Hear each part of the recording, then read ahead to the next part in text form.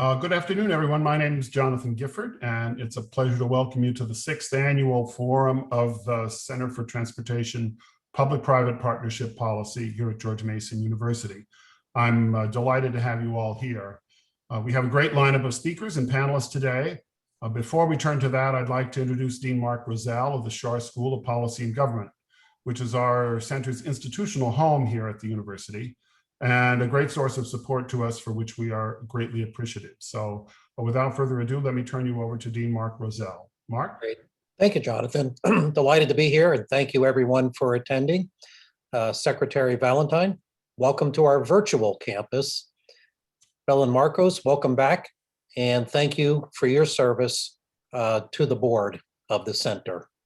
And welcome to all of our panelists, moderators, and attendees. We're very proud of the center's continuing leadership on the use of P3s for the development of infrastructure.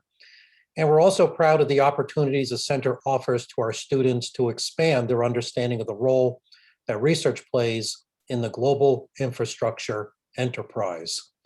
President Biden and Congress are focused right now on an intense discussion of using infrastructure investment to aid in the economic recovery and to guide the country to a greener, more sustainable, and more equitable future. This certainly could not be more timely.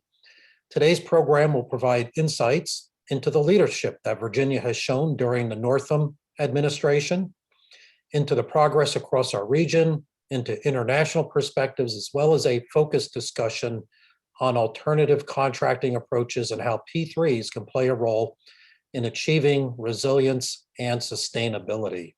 So I do wish you a very productive afternoon. And we welcome you back to us at the Schar School as a source of well-trained students and research leadership. So again, I thank you for your attendance and wish you a very productive program. And now let me pass the lead back to my colleague, Jonathan Gifford. Jonathan. Thanks very much, Mark. We really appreciate your being here, and we appreciate the support the school gives us with our students and other institutional support. Thank you. So let's move on now to our program. We have two keynote speakers today and two panels, as the Dean mentioned. Before I introduce our first speaker, I'd like to invite you all to a networking Zoom meeting immediately following the last panel. For technical reasons, you'll have to log into a new Zoom event. I really hope you can do it. You'll have a chance to meet our great students who are the pipeline of talent for the future of P3s in our country. We'll have instructions later on how to do so. I'd also like to thank two of those students, Carolyn Gao and Marina Manganares, who are running the event behind the curtains today. They've done a great job, and we wouldn't be here without their great efforts. So thank you very much to both of them. So now let me introduce our first speaker.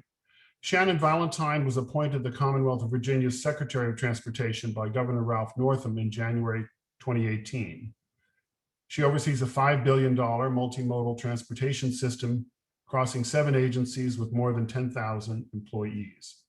As Secretary, she also chairs the Commonwealth Transportation Board, which is the governing body of that extensive system. Secretary Valentine is a former member of the Virginia House of Delegates, our legislature, where she served on the Transportation and Courts of Justice committees. She also directed the Transportation Transition Team for Governor-elect Terry McAuliffe in 2013, and then represented the Lynchburg District on the Commonwealth Transportation Board during his administration.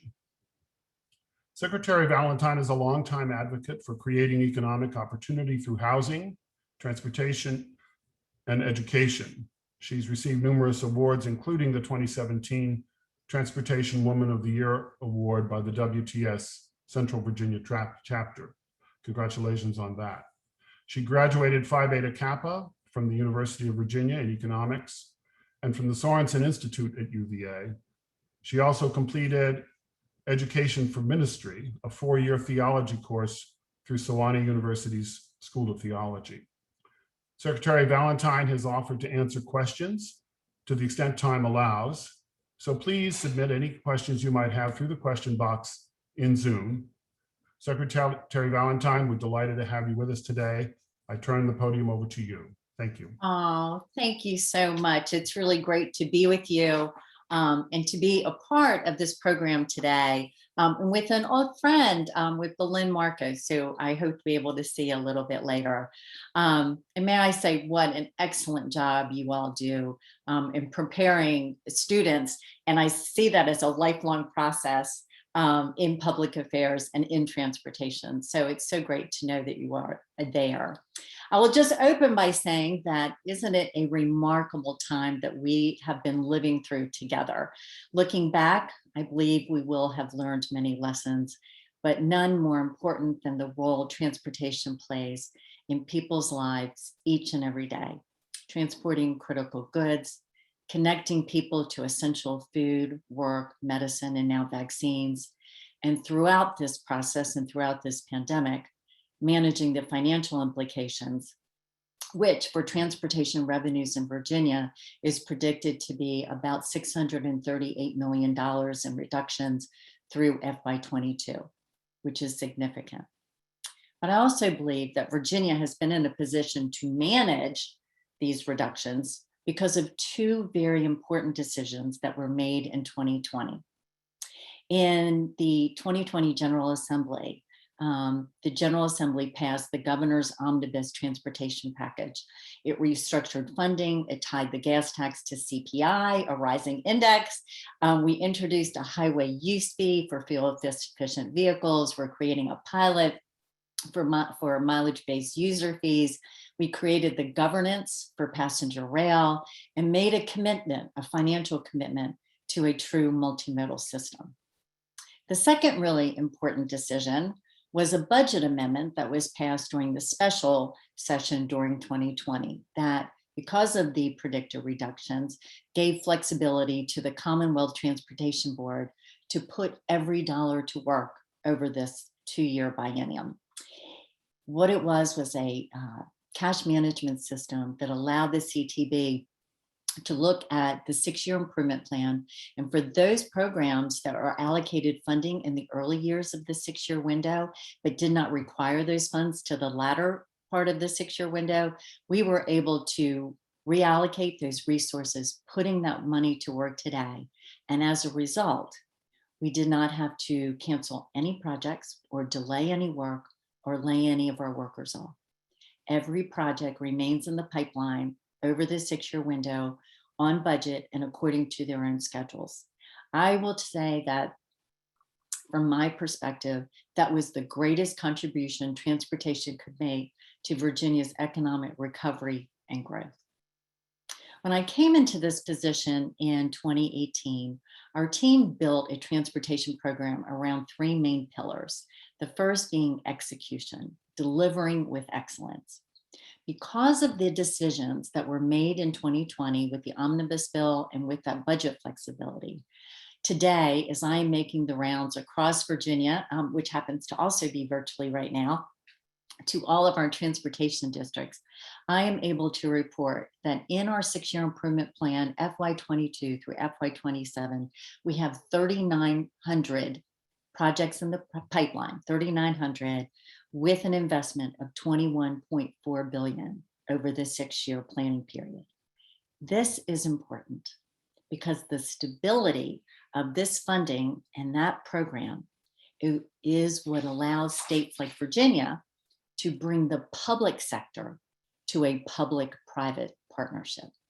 I know it took me a little bit of time to get here, but those decisions and the stability of this 6-year improvement plan is fundamental to planning, allocating, managing risk, financing, competing, establishing partnerships, and in the end, executing and producing results.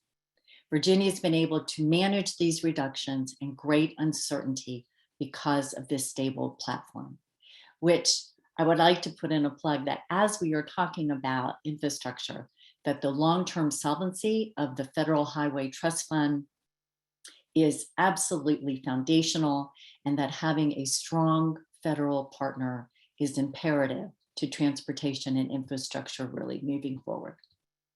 The second pillar beyond execution with excellence is tying transportation decisions to economic development and opportunity within and beyond the urban crescent in Virginia, all across every community that we have in our Commonwealth, supporting and attracting business, expanding workforce, and creating access and an economy that works for all people.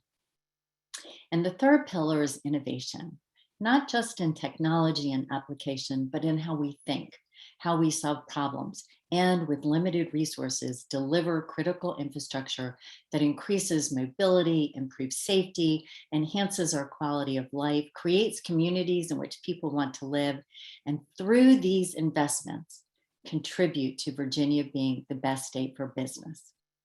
I believe at the heart of Virginia's ability to accomplish this is a commitment to creating innovative opportunities and partnerships that allow us to leverage every dollar and every resource to deliver multimodal transportation solutions. And one of those key partnerships is with the private sector. For nearly 3 decades, Virginia has worked with private investment to advance infrastructure projects, and over time, consistently learning, relearning, and in many times because of mistakes made, we have been refining and improving our P3 process, creating greater transparency, accountability, and competition, where within every P3 negotiation since 2015, we compete in the process and create a public option. We do this because we recognize our fiduciary responsibility to the taxpayers of our Commonwealth, just as the private sector recognizes their fiduciary responsibility to investors and shareholders, all the while establishing a partnership and making a commitment to a long-term business relationship. The CEO of Abertis flew in to this country, flew over from Spain this week. I happened to have had a meeting with him yesterday. Abertis is the new owner of Elizabeth River Crossings over in Hampton Roads. And he was sharing with me their desire to be a partner, just as we shared with him the same thing. And I shared with him a comment that was made in Harvard Business Review, I believe in January of 2019. And it stated that at the crux of a successful P3 infrastructure project is a simple but difficult construct. Each party must be as committed to achieving the other's goals as they are to their own. And I will tell you that we walk into every negotiation, P3 or otherwise, looking for a win-win.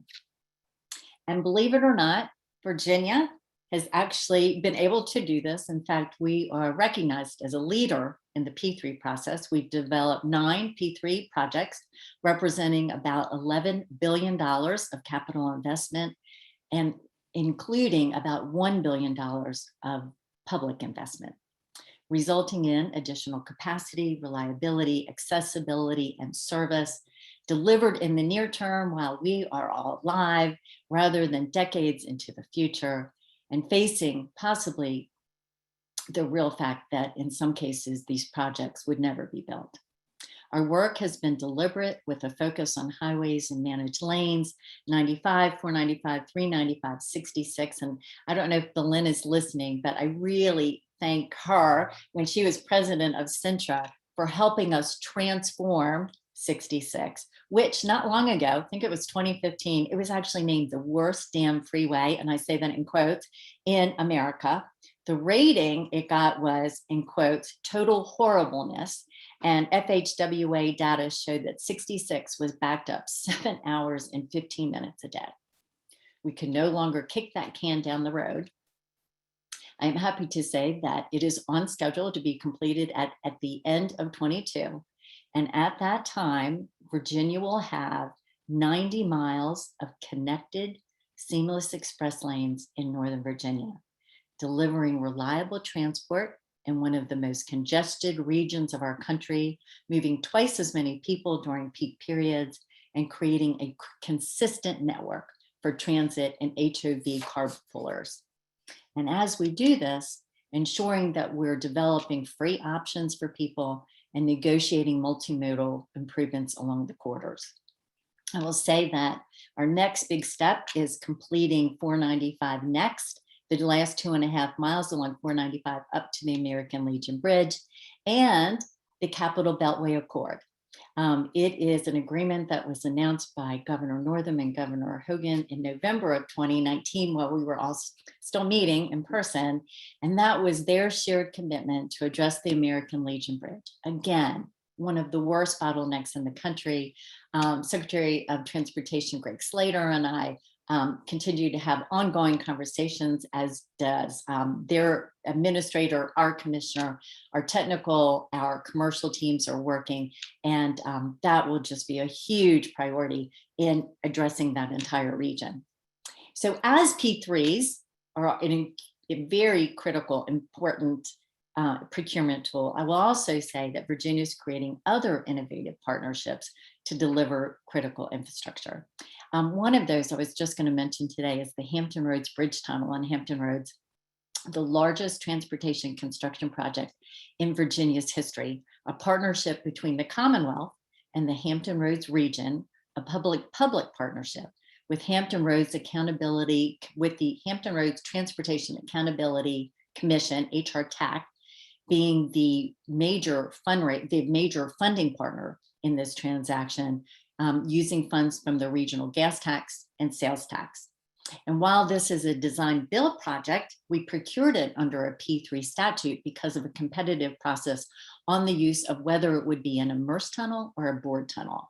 The bored tunnel won. We broke ground in the fall of 2020, and the South Island today is being prepared to receive the tunnel boring machine, TDM, which St. Gregory's Catholic School in Virginia Beach won a naming contest over in that area. So our TDM is now named Mary in honor of Mary Winston Jackson, a NASA scientist who was also depicted in the movie and book, Hidden Figures.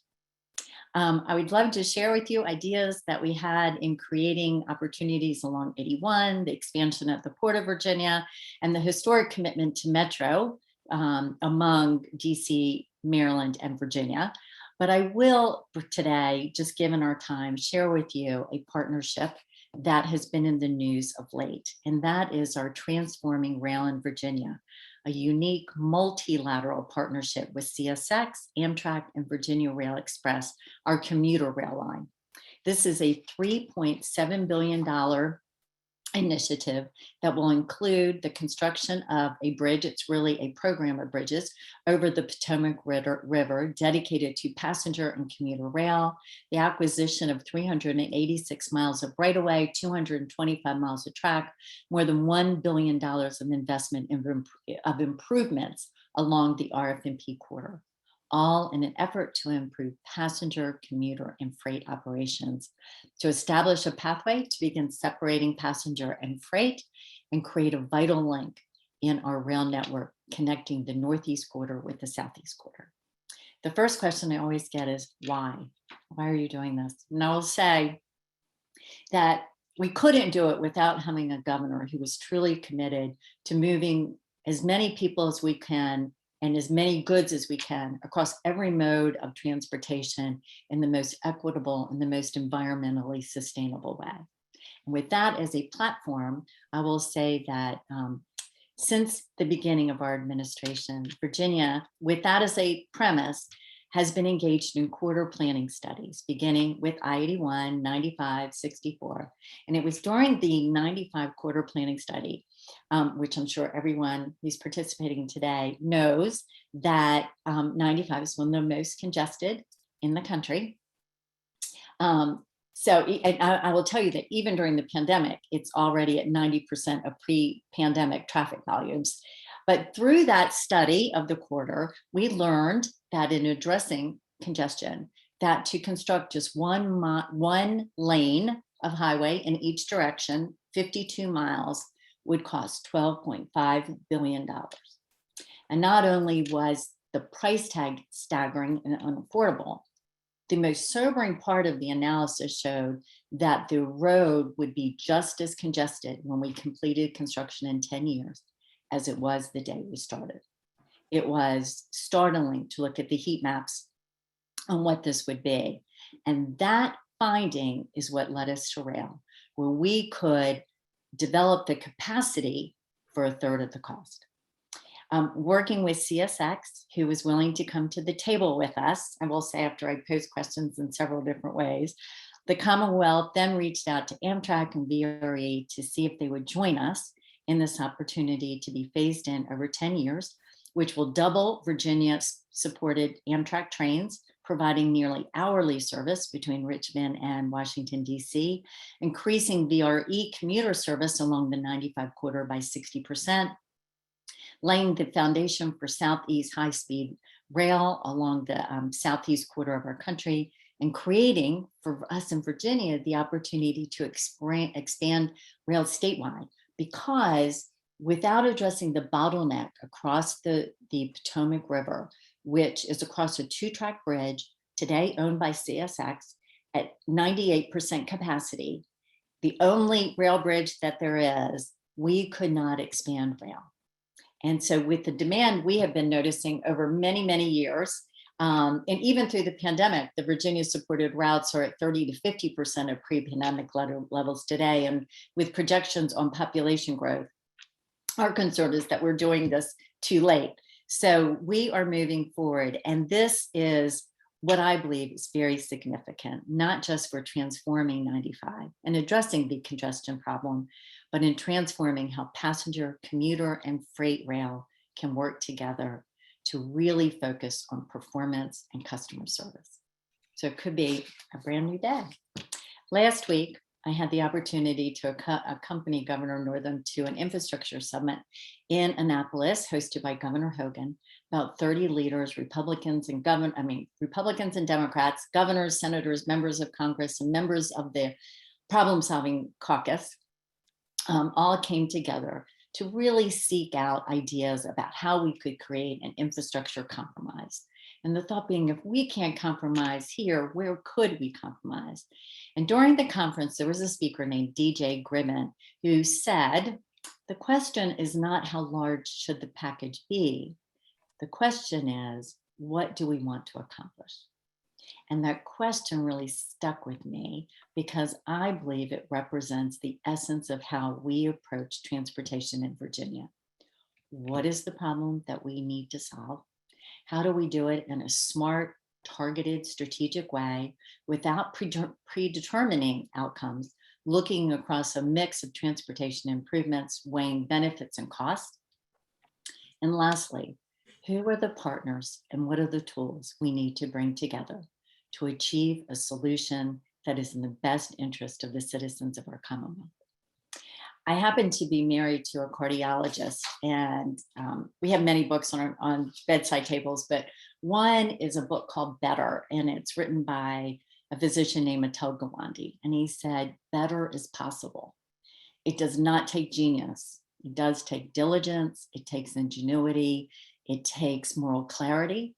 And above all, it takes a willingness to try. That is how we approach transportation. And I look forward to questions and just the opportunity to be able to be with you today. Excellent. Thank you very much, Secretary Valentine, for those compelling remarks. I'm a big fan of Atul Gawande, and I don't know that book, so I'll have to look it up. I was speaking about you, Secretary Valentine, with a former secretary recently, and he said, we former secretaries are a pretty competitive group, but Governor Northam and Secretary Valentine's accomplishments have been by far the most important for the Commonwealth in many, many years. So congratulations on all you've been able to accomplish in these last 3+ years and this year going forward. Well, I wasn't aware of that, so I really say that's a humbling statement, but thank you so much. Okay, well, it's I think it's well deserved. So thank you very much for really interesting remarks. We have time for just 1 or 2 questions. I don't see any questions in our question box, folks. So if you want to pose a question to the secretary, this is here came one right now. Why not charge tolls to pay for the new Potomac Rail Bridge?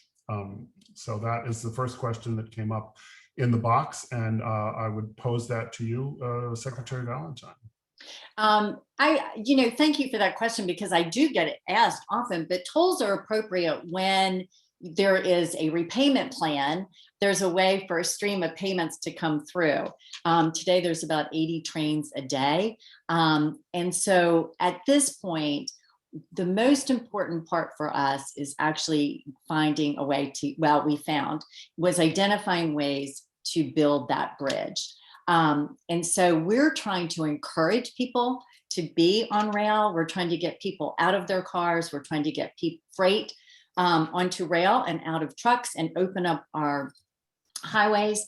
And so for us, it's really making a public investment right now to build the infrastructure so that we can encourage ridership and grow ridership and explore ways to do that now that we're owners that could be truly innovative. So that's really the reasons. It's really, trying to determine ways where the volume of a stream of payments would make sense to the private sector. And so we are not there yet. We'll see if we ever get to that point, but that would be a really great thing. But we do plan to experiment with pricing of our tickets to see if we can really encourage people to ride rail and commuter rail and transit. Okay, let me just take a moment. Now they're flooding in, of course, but we don't have a lot of time. All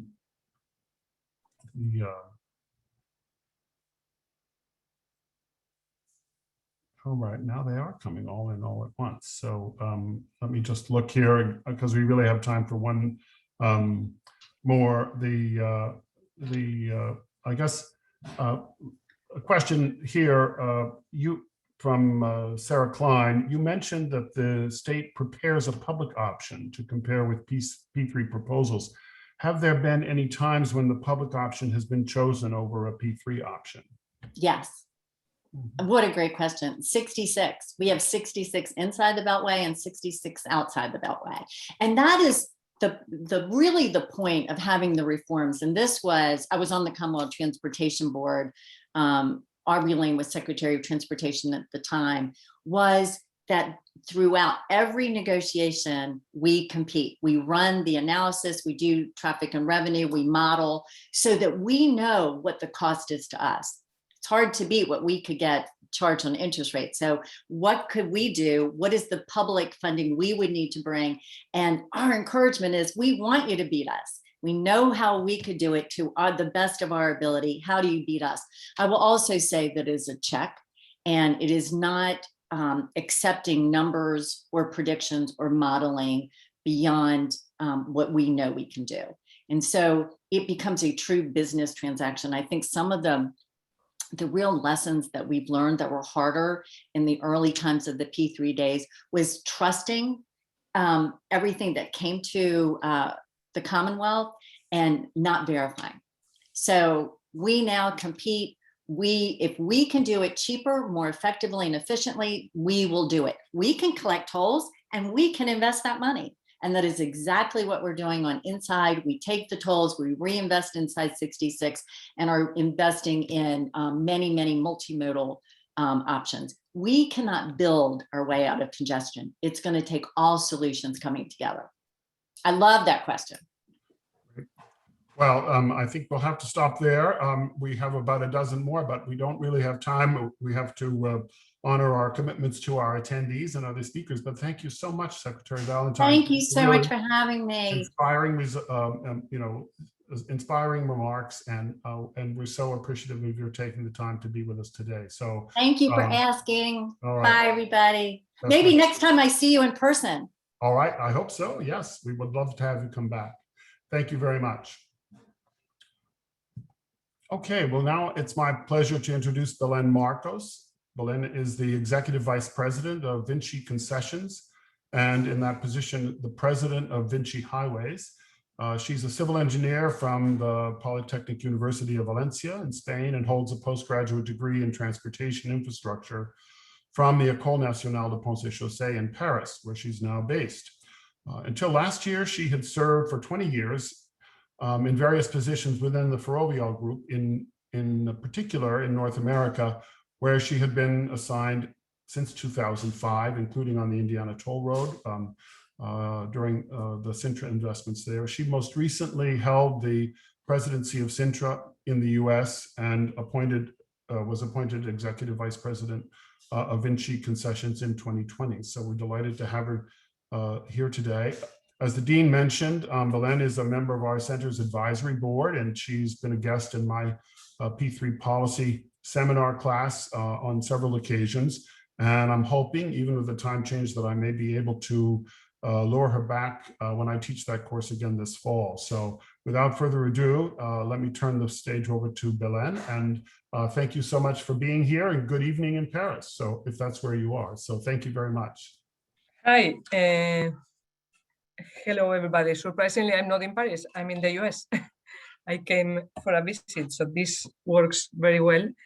I'm very humbled by the invitation, Jonathan, when Professor Gifford invited me to give an idea of how I see the P3 business, the P3 process in the US, and how it compares with the rest of the world, and what could be done better, what is well done here. It took me a while to really think about what are the differences. In fact, as Professor Gifford mentioned, I just moved back to Europe after 15 years in the US, so my experience has been mainly in the US. But looking at the things that I've seen differently, the first one that I noticed immediately is the fact that the process in the US is very, very flexible, and there's no one size fits all. And it's true that the discussions with the bidders, it's always open. There's a lot of exchanges that benefits innovation, that benefits the new ideas in the process. You have the concept of the alternative technical concepts that I haven't seen it in Europe in general or in other countries, that allows you to propose different technical solutions that at the end they are aimed to improve the final product.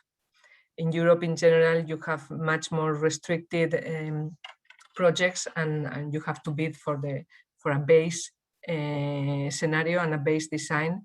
So I think from that perspective that the process works really well. I think if anything, we have probably seen in the last years in the US some local contractors and contractors in general pulling out of the P3 business. And I think this is probably linked to the fact that there has been some issues in some contracts where probably the risk allocation was not optimal. So I think, especially compared to other countries, I mean, I was surprised a couple of weeks ago to see that there was a project in Colombia where there were 8 bidders.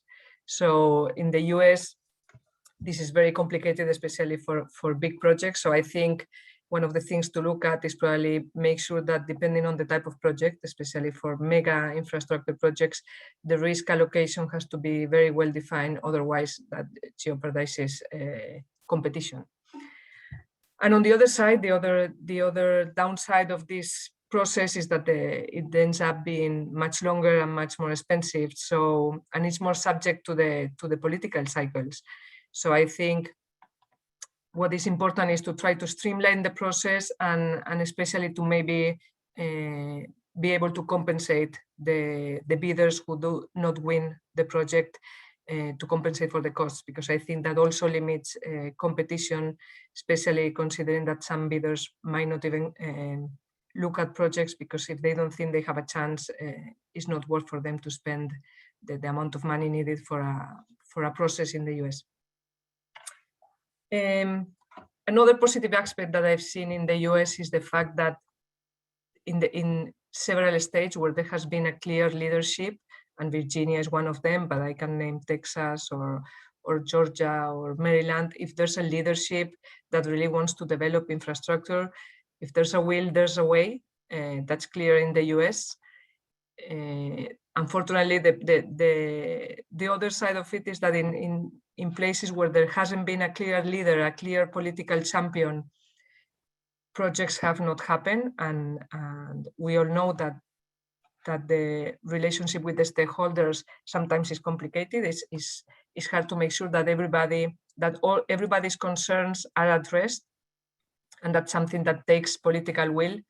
So I have to say that in the states or in the countries where that political will exists, the projects come to fruition. So I think this is something that is very important in the US and everywhere else, but I think in particular in the US because of the length of the political cycles and the fact that every 2 years there are elections, it's even more important to have a strong leader that pushes for the projects.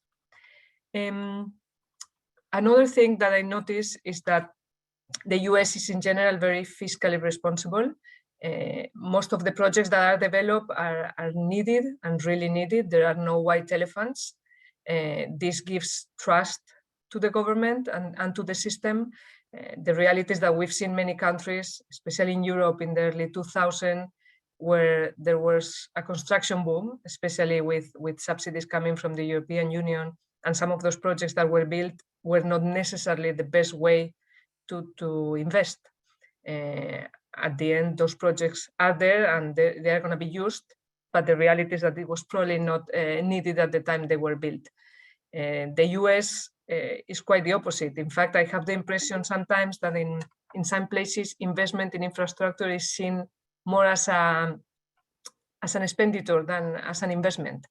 I think it's clear that the US lags behind in the quality of infrastructure when compared to other countries and when compared to the actual needs. I think we all get the biannual reports from the American Society of Civil Engineers, and we know there's a huge lack of investment, and the gap is not getting smaller, is actually getting bigger.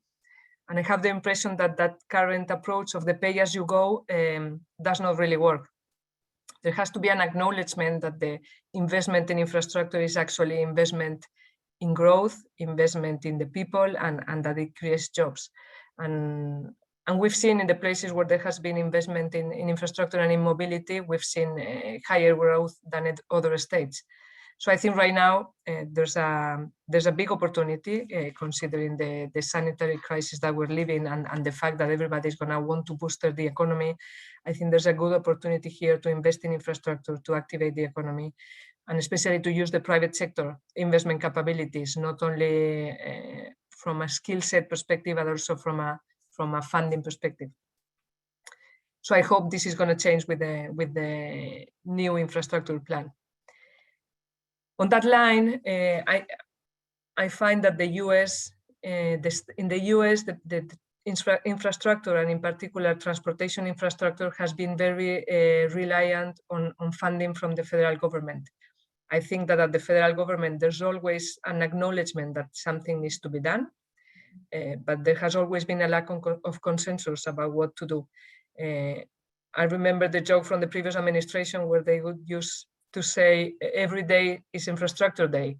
Every administration for the past 10, 15 years has tried to issue an infrastructure plan, an infrastructure bill, and they have tried to fix the highway trust fund, but the reality is that the only thing that has been done is to extend temporarily the funding, but there's no durable solution.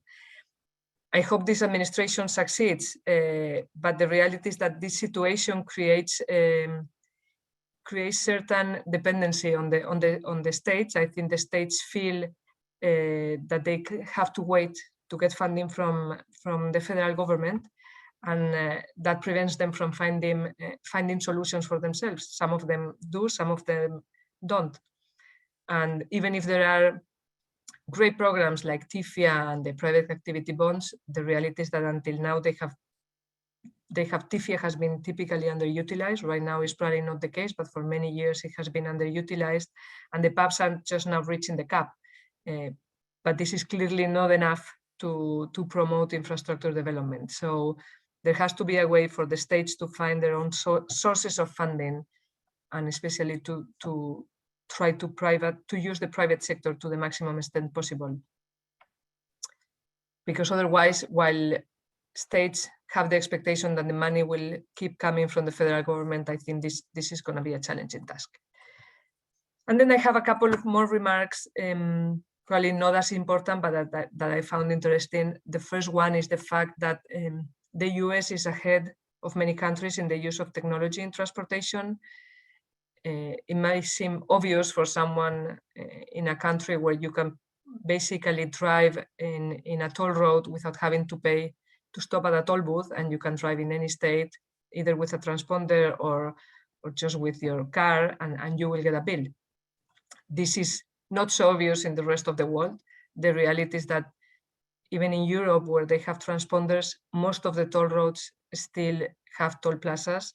Cash is still highly used, and that creates congestion, and it's very hard to manage traffic and the lines at the toll plazas. Set aside Latin America, where this is still a bigger problem, especially when we talk about tolling toll roads in urban environments. So unfortunately, other countries have not been able to find the right legal and commercial framework to move from a gated tolling system to a seamless interoperable system. The US is ahead. I think over time, this will probably disappear, this problem, because once connected and autonomous vehicles will be around, it will be much easier to pay. But until those technical challenges disappear, I think there's a lot of work to be done outside of the US in terms of legal framework and interoperability, and in the US in terms of making sure that the states talk to each other to identify the drivers. And my last point is related to environment. I was in the US, and it's true that we didn't talk about environment in the infrastructure field too much. I have found now, moving to Europe, that there's a clear lack of emphasis on the environmental side of it. There's no other countries have a clear idea of trying to promote sustainable infrastructure. In fact, in the bid process, most countries have some type of consideration for environmental goals, either wildlife protection, solar energy production in airports, carbon reduction, or the use of recycled materials. And I find that in many countries, it's the private sector who is really moving that. They are promoting these sustainable infrastructures. In fact, there's certain requirements, but I find that the private sector is going beyond those requirements, and it's not really politically motivated. I think that companies are going above and beyond what they are requested to, because of the employees and the public are demanding, and they are promoting it. I mean, I see this in Vinci. We have environmental programs within the company, and the employees are the ones who are really promoting them and encouraging the company to support them. And I really hope that the US catches up on that perspective, because it would be really sad not to do so when the rest of the world is moving in that direction. So as a conclusion, I find that the procurement process in the US is in general pretty good. It can be improved in terms of risk allocation to ensure competition and try to manage the cost of the bids.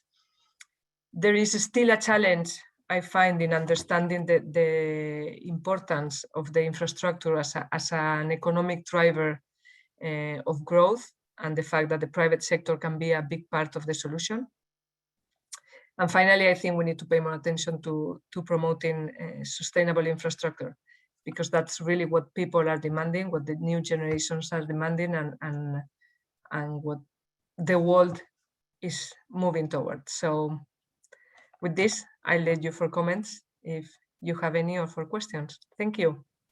Oh, thank you so much, Belén. Really very interesting, and I'm so interested in your observations about the U.S. market. Some surprises for me in your remarks. So I think we get down in the weeds sometimes and think about the problems that we have. But as someone who studied EaaS since I think 1991 and was a paper with a graduate student on that topic, it's interesting to know. I often think that stronger government posture in Europe would make it easier there, but it's interesting. So your observations are quite interesting. I don't have any questions in the question box. I don't know. Do you have a moment for one or two questions if people pose questions? Sure. Oh, okay, great. I did. one that I had was I learned a fair amount working on a project in a study of the Dallas-Fort Worth managed lanes recently that we're just wrapping up, that you as a board member are aware of. And one of the observations there from the Council of Governments in that Dallas-Fort Worth area was the ability of using concessions to improve the off-road environment, to actually, the way that the projects were procured actually allowed, the P3 to invest in ways that mitigated the impacts of the highway on the surrounding communities. And in several of the managed lane projects in which Sintra was involved, were the examples that he was using. And he was pitching this idea that in Austin, the head of the Council of Governments, saying, this is a way where you can actually have the capital to do construction of highways, in the right way, that is not only from an environmental standpoint, but also from a community impact environment. So I don't know if you had any comments about that or reflections, but be interested in anything you might have to observe about that. I think in the case of the managed lanes in the Dallas-Fort Worth area, the clear impact was the fact that congestion was reduced dramatically and travel times across the region, because at the end, the Dallas-Fort Worth has a network of managed lanes. So sometimes an isolated project might not have a huge impact, but the fact that there was a network of managed lanes, it clearly changed, I think, the quality of life of many people, because the travel time between Dallas and Fort Worth changed from an hour or more to 25 minutes. So I think clearly from that perspective, the impact on the community came on the travel time savings. Okay, great. And now we have questions flooding in, but let me pick one more.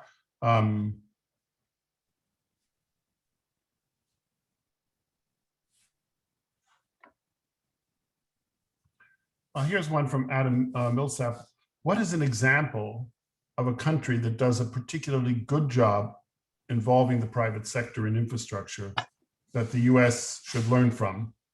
And what is it that the country does especially well? For example, roads, public transit, airports, ports, or all of the above? I don't think there's a single country that does things well, unfortunately. Everybody would be copying them, right? But I think there are systems in place that work well. For example, some countries have a process for unsolicited proposals and bids immediately after that promote infrastructure development. It's true that you always have the downside of spending too much money on an unsolicited proposal and then not winning it. But I think letting the private sector propose things that could be feasible is used in many countries, and that works pretty well, and that has streamlined a lot of processes. But in general, I think the biggest issue is that in some countries, the idea of having a private developer is well established and well assumed by everybody. And in the US, in some places, it's still a challenge. I mean, it's still a challenge to explain stakeholders that having an infrastructure run by a private company is not a bad thing. And I think that's where the hurdle really comes in the US. Well, thank you very much. I don't know if you were signed into the call at the time that Secretary Valentine praised the work that you did at Sintra, that Sintra did in helping transform 66 outside the Beltway, and how hopefully transformational that will be. I use the I-66 outside the Beltway now, so I know there's a heck of a lot of construction going on there. I think it's been even more intense during the pandemic, but I'm looking forward to the option of being able to buy an express lane pass when I need it, when those open up at the end of next year. So thank you very much, Belén. We appreciate all of your contributions to our center, and wish you very well in your new position at Vinci. And I'm glad that we were not interrupting your evening in Paris, but instead the middle of your day in the US. And, yes. and hope very much to see you in my class this fall. when I get that on the schedule. So thank you so much for everything. And Thank you. Thanks for having me. Thank you. Thank you. Great. Okay, well, now I'd like to turn to our first panel. I regret that Simon Santiago, Nossaman's lead partner in East Coast operations, is not able to join us. He organized the panel and had planned to moderate it, but he's recovering from his second vaccine jab yesterday and couldn't be here. So he sends his regrets, and I will do my best to fill his shoes. Simon is a longtime friend of the center and serves on our advisory board along with Belén Marcos, and so we wish him a very speedy recovery. So now I'd like to introduce our first panel on project development agreements. I'll be the moderator for this session in Simon's place. And we want to talk about project development agreements, which are also known as pre-development agreements or interim agreements or progressive contracting, depending on what jurisdiction you're in and what transportation agency you're dealing with.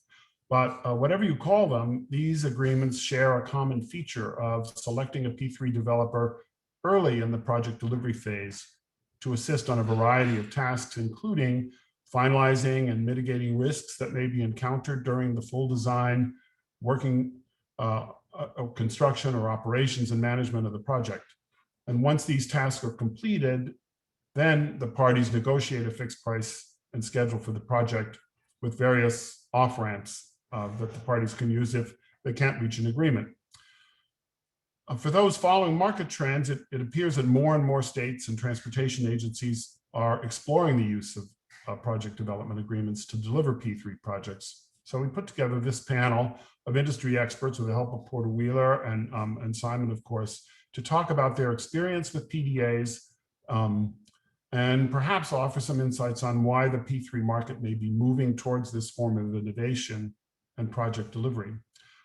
We have three presenters, and I'll introduce all three of them and then turn it over to open up the discussion. First, Jeff Folden is currently the Deputy Director of the I-495 and I-270 P3 office for the Maryland DOT State Highway Administration.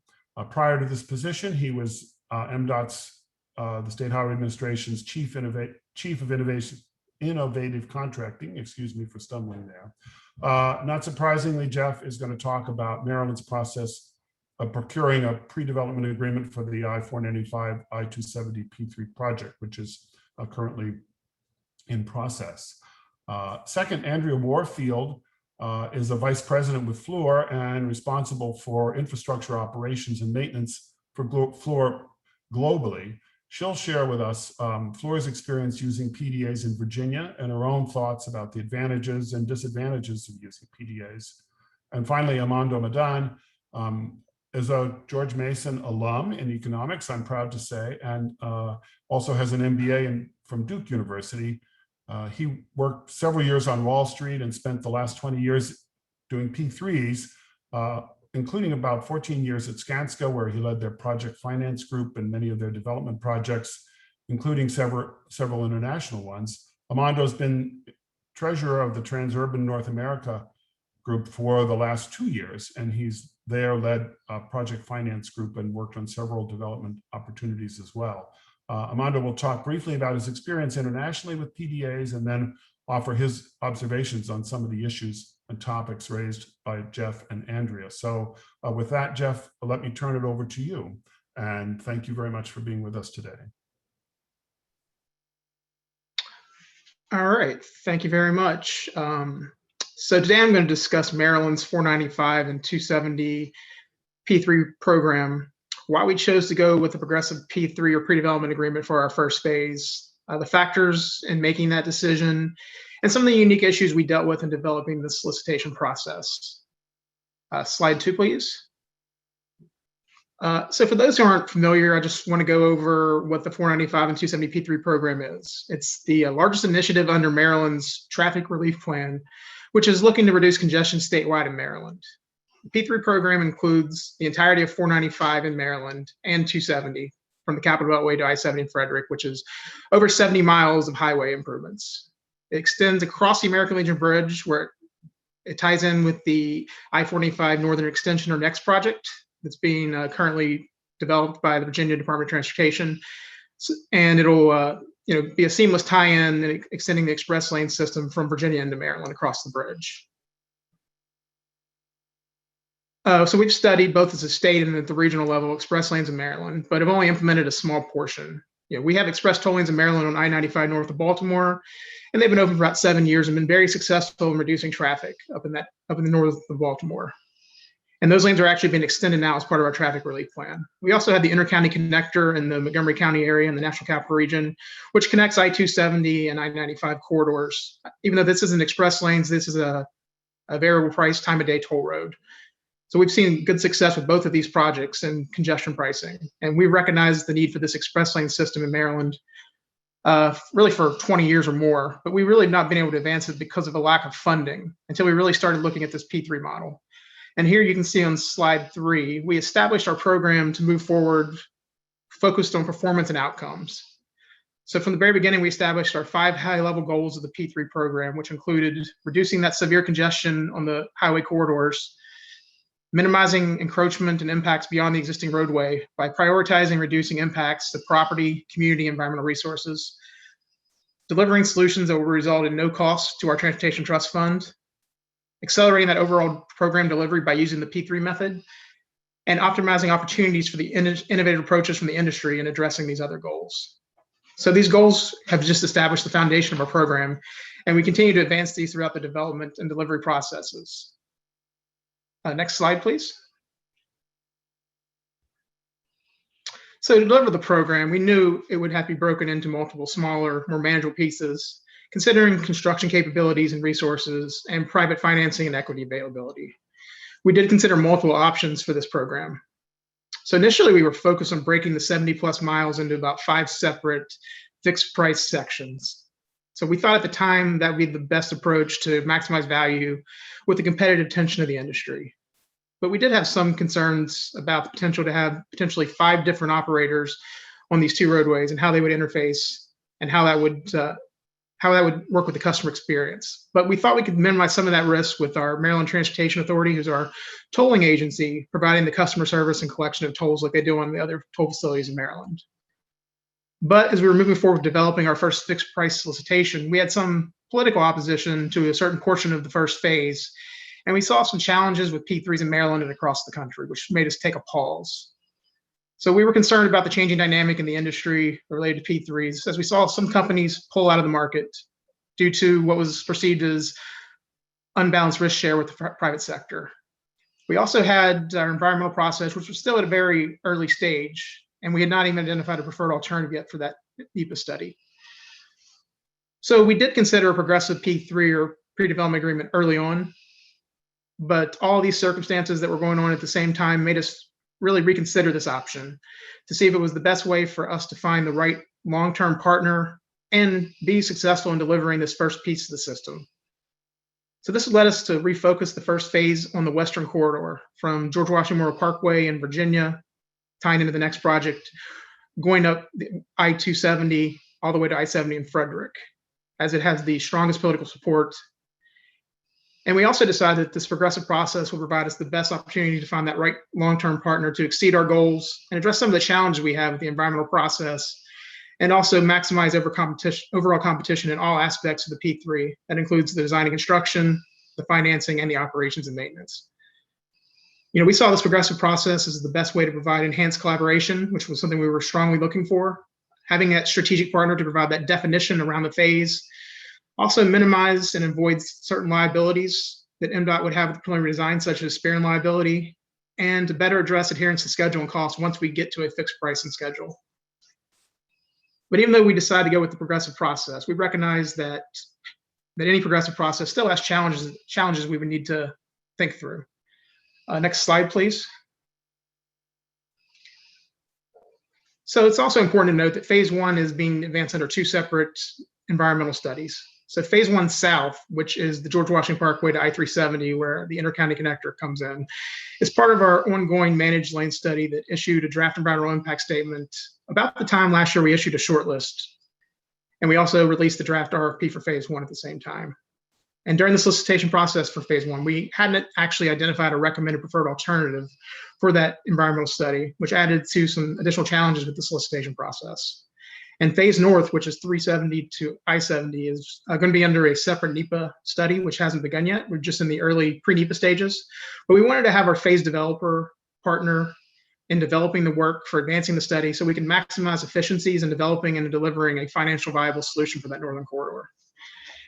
In delivering the overall phase, the phase developer has to deliver at least 2 sections considering this phase north and south, but we did give them flexibility to deliver it how they saw most efficient. Next slide. I think our biggest challenge with our solicitation was setting up a process that was open to multiple approaches. We didn't want to define too much of a box. We had to focus on performance and outcomes, and we wanted to have each team structure and approach be what each team felt was optimal for them and not have a box that everyone had to be in to look the exact same. So we had to put together a solicitation to allow both for flexibility, but make sure the process was set to find the right long-term partner. And this started with our request for qualifications and what the team composition looked like. So we were seeking a phase developer, is what we called it. That would be the team selected to undertake the pre-development work for phase one and ultimately establish the section developer team to deliver what we call the section P3 agreements. So that'd be the final design, construction, financing, operations, and maintenance. The phase developer included the lead project developer, who's responsible for leading the overall pre-development work and ensuring the requirements developed during pre-development are then incorporated into the section P3 agreements. The equity members who hold the equity interest in the phase developer and would ultimately be responsible to have a minimum of 51% equity in that section developer entity. The lead contractor who's responsible for the design and construction and other technical development work during the pre-development phase, and the designer is the team member responsible for the design and engineering during the pre-development. So when we set up this phase developer structure, our goal was to be open to all structures, whether it was vertically integrated or not, and provide the ability to form a team for the phase developer and the section developer as appropriate for each team's approach, both technical and financial approaches. So this meant that firms under the phase developer may or may not provide the section work under the section P3 agreement, whether that be the contractor or designers. They may only be used for the pre-development work and that work product, or they could be used to do the section work. Ultimately, we left that up to each team's individual approach. Next slide. So this kind of shows how an illustrative of how we would see this process working. So we broke up the delivery of phase one and left that to the phase developer. So we show here just 3 sections for illustrative purposes. But like I noted earlier, there had to be at least 2 sections, phase one and phase south, due to the environmental process. But we communicated early in the RFP that we wanted to maximize the limits of that first section P3 agreement that would be delivered, and that they had to start at the southern end with the American Legion Bridge and advance north. So once the pre-development work is complete by the phase developer and that section P3 agreement's approved, that phase developer would be setting up that separate special purpose vehicle with their equity partners owning 51% of the section developer. And that section developer will be responsible to complete the final design, construction, financing, operations, and maintenance for what's expected to be a 50-year term for the section. This includes forming the team of designers, contractors, and investors.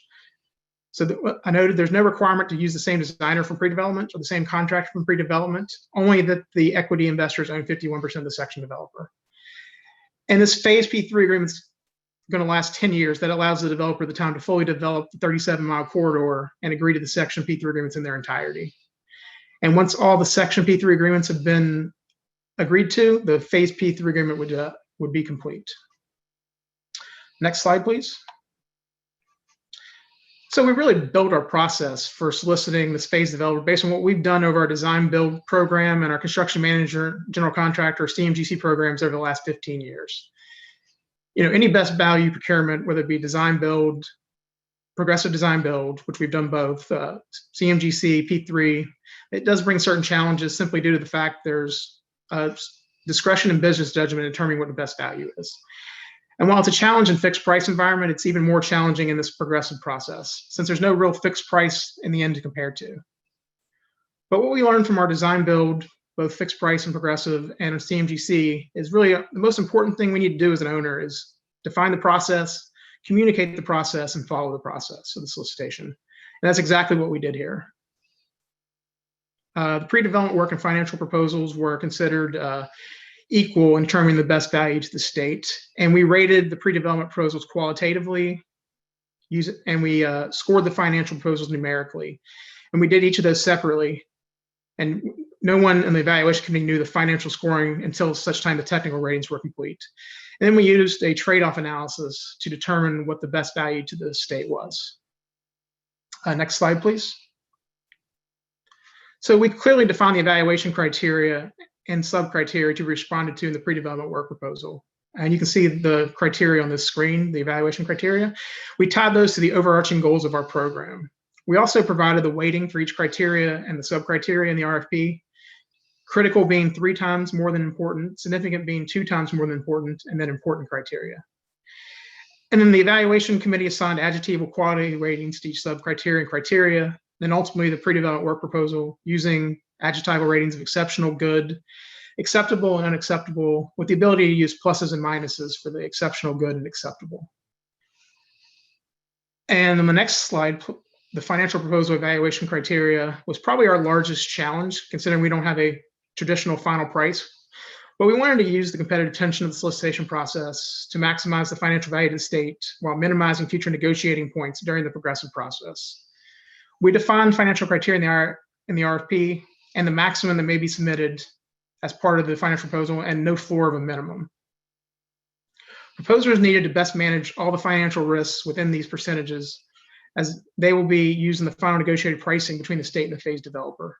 Establishing these criteria were challenging, but we clearly defined the point values for each, including the weighting them as we saw best to balance the long-term risk. In the end, each proposer knew what their financial score would be when they submitted their financial proposal. So the last slide I just wanted to leave you with on the challenges of this progressive process is it's really much more challenging overall than a typical fixed price solicitation process, in my opinion. I think this is due to the fact there's no final pricing, and as a public agency, we're very used to that, and we're challenged to award any major contract without knowing that final price. It's less known and accepted by the industry as well during the progressive processes and the public and the elected officials. So it's really critical that you have a very transparent and open process. So we do feel that's why you have to build in the solicitation process ways to ensure the state's maximizing its ability to reduce areas to be negotiated later during the progressive process, and ensuring the agency is protected with appropriate off-ramps in the progressive process that they can exercise in the event a final agreement cannot be reached. So thank you for giving me the time to talk, and I'll turn it over, I think, to Andrea now. Great, thank you very much, Jeff, and over to you, Andrea.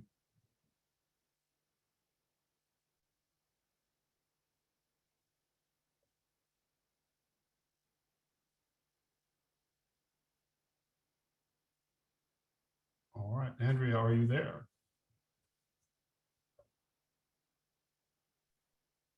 I am here. I'm off mute, but I can't see the slides. Okay. All right.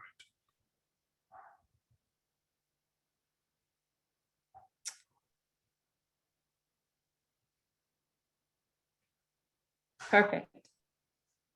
Thank you. So the next slide, please. Just a bit about Fluor. We have done one of the very first P3s in the market in the US. We have P3 experience around the globe, and we have active projects currently in North America and Europe. We have also done both development projects that was under the old PPTA, for those of you who remember that in Virginia, and we've done straight P3s. And my presentation will largely focus on what we view as the differences between those two structures and perhaps the pluses and minuses. So the next slide, please. So we did the PPTA, which was a negotiated development agreement for 895, 495, and 95, 395. There was a lot of value to this program. It was based on an unsolicited proposal, and in some cases there were competing proposals, and in some cases there weren't. I will upfront tell you that this primarily focuses on the risks that are experienced during the design build process, because that's really where the majority of the risks are. in these 30-year or 35-year deals, depending on the length of the construction. Risk of right-of-way, utilities, schedule, environmental permitting, and I could go on and on. So those are the sorts of risks that the PPTA was developed to minimize. So in 895, it was a negotiated contract. We received an allowance from VDOT for the right-of-way and for utilities. VDOT paid any overruns. O&M was included in all of these, but again, was not very prominent during the negotiation. And you just saw with Jeff's presentation that O&M's really not in that first phase, because really the risk on O&M is so much smaller than on the design build. On 495, we were the sole bidder for 495, our team. It was a negotiated contract. And you heard Secretary Valentine talk about the partnership and how important that is between the owner and the developer. Having a negotiated contract where we are both working for the same goals brings you together as a team, both the owner and the developer, gives you a much higher rate of success because you're both facing the same challenges. Their bid process for 395, we solicited and we submitted an unsolicited. There were other bidders. The Fluor team won. It was a negotiated contract. And the design builder was reimbursed on a sharing ratio with VDOT for things like design and other work that needed to be progressed to actually get to a firm fixed price, as you heard Jeff describe. So another key to two of these projects is that the Fluor team helped finalize the environmental impact statement. And again, having that risk of not having a final environmental impact statement off the table before going to a lump sum is also just a real key in a developed agreement. Next slide, please. So I want to talk just a bit about P3s because I think there's a place for those as well. Denver Transit out in Denver is the project just celebrated its 5th year in operations.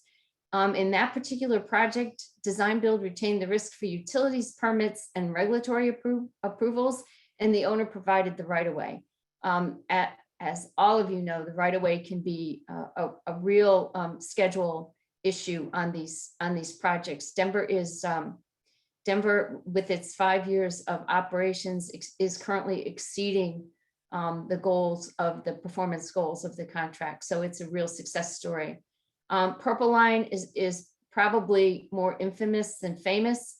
So on Purple Line, which was a P3, DB retained the risk for utilities. However, the owner had a pre-agreed third-party agreement that the DB was not part of. So that added some challenges. DB retained the risk for permits and approvals, but the owner provided all of the right-of-way. So there were challenges with both. On the right-of-way, the concern going into the project was that if the owner has not really done right-of-way acquisition of many parcels, they may not be staffed or up to the challenge. So that certainly was the case on Purple Line, but of course there were other issues there as well, including the rod being stayed for almost a year. Perhaps the feeling on Purple Line is if it had been more developed as a project, maybe another 12 to 18 months, it could have been a more successful P3 than it ended up being. Next slide, please. So advantages and disadvantages to a development agreement. The owner involved in the design, financing, scope, tolling, and access point decisions, it allows for more appropriate risk allocation. And you heard mention that some big players have exited or have said they are exiting the P3 market because the risk allocation has seemed to shifted to too much risk for the design builder. So real advantage to a PDA is allowing for more appropriate delineation of risk. The owner can leverage their position of strength with utilities and railways. On 895, VDOT, although the Fluor team had responsibility for the utilities, the owner, VDOT, really used their muscle with the utilities when we needed them. And that was just a great example of the owner and the developer working in the same direction to meet project goals and schedule. The project development agreement is based on a partnership between the owner and the developer. I can't stress that enough. Again, you heard Secretary Valentine talk about that. The owner and the developer have absolutely got to be lockstep working on the same goals, and the goal should be, to get the construction done. A disadvantage that we have seen and some owners may be concerned about is that doing a developed agreement may extend an optimistic schedule for a project. Next slide, please. P3 advantages and disadvantages. A P3 offers the most benefit of competitive pressure when the scope and contract terms are well developed. So here you can be, as an owner, you heard Jeff talk about the uncertainty of final cost. On a P3, if you've got a really good, well-developed project and an experienced owner, you can be pretty sure you're going to get a competitive price. Disadvantages: it requires a developer to speculate on owner behavior. And by that, I mean, you get into a project hoping that you guys are going to be aligned with the developer and the owner. And sometimes we're not aligned. We're not going in the same direction. And that really does hurt a project more than you can imagine. The developer's in a position of weakness with utilities. My example of VDOT using their heft, the developer really needs help every once in a while with the agency or the owner to lean on these utilities or even sometimes permits or other railroads. What we have found recently is that the owner often believes they've transferred all of the risk to the developer. That's not true, hasn't been true, and hopefully going forward, we are going to have much better risk allocation if the P3 model is going to survive. I think that's my last slide.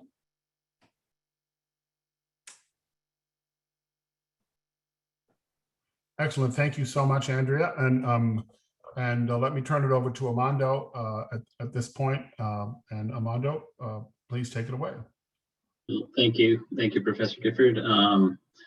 As mentioned in the introduction, I'm a graduate from the master's program in economics from George Mason. So this panel and the work you guys are doing generally is near and dear to my heart. Let me go on to the first slide here. So the first couple slides are really about Transurban's capabilities. I'm going to not really talk about them. I think it's suffice to say that I think we're great, and this is some of the areas which we think we have strong capabilities. So delivering projects, community engagement, etc. The next slide. I think again how great we are. I'll just highlight the bottom there. Sustainability is incredibly important to this company, and we're number 2 on the sustainability index. Next slide. These are areas where Transurban has toll road assets. So you'll see the greater Washington area. I think what was Andrea just spoke about some of the projects that Fluor was involved in this area, and Transurban was partners with them on several of those projects. Project Next, which was mentioned by Jeff earlier, is a project that we're right now in the process that we hope we're able to deliver.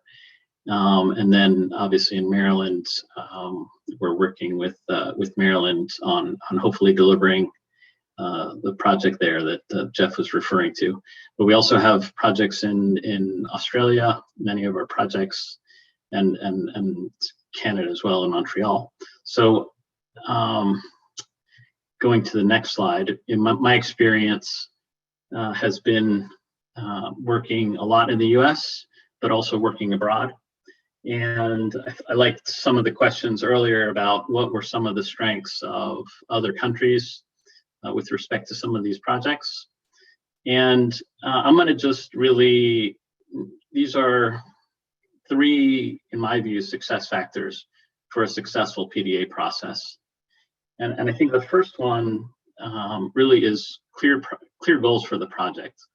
And I think normally when we talk about clear goals, it's, I want a road from here to there, or I want to move people from here to there, or I have a congestion problem. And I think what needs to be articulated in addition to that, and maybe more fundamentally, if you are going to choose PPP or the PDA route, is why PPP and why PDA? And is this procurement about money, for example, right? So we talk a lot about we're entering into a long-term relationship, the third P in PPP, and this is a 40-year partnership, a 50-year partnership, or whatever. And then oftentimes, that marriage happens, but it's based on money, right? And the question is that the right way to choose a long-term partner? Because they came with the biggest checkbook, or because they appear to be the cheapest, or something like that.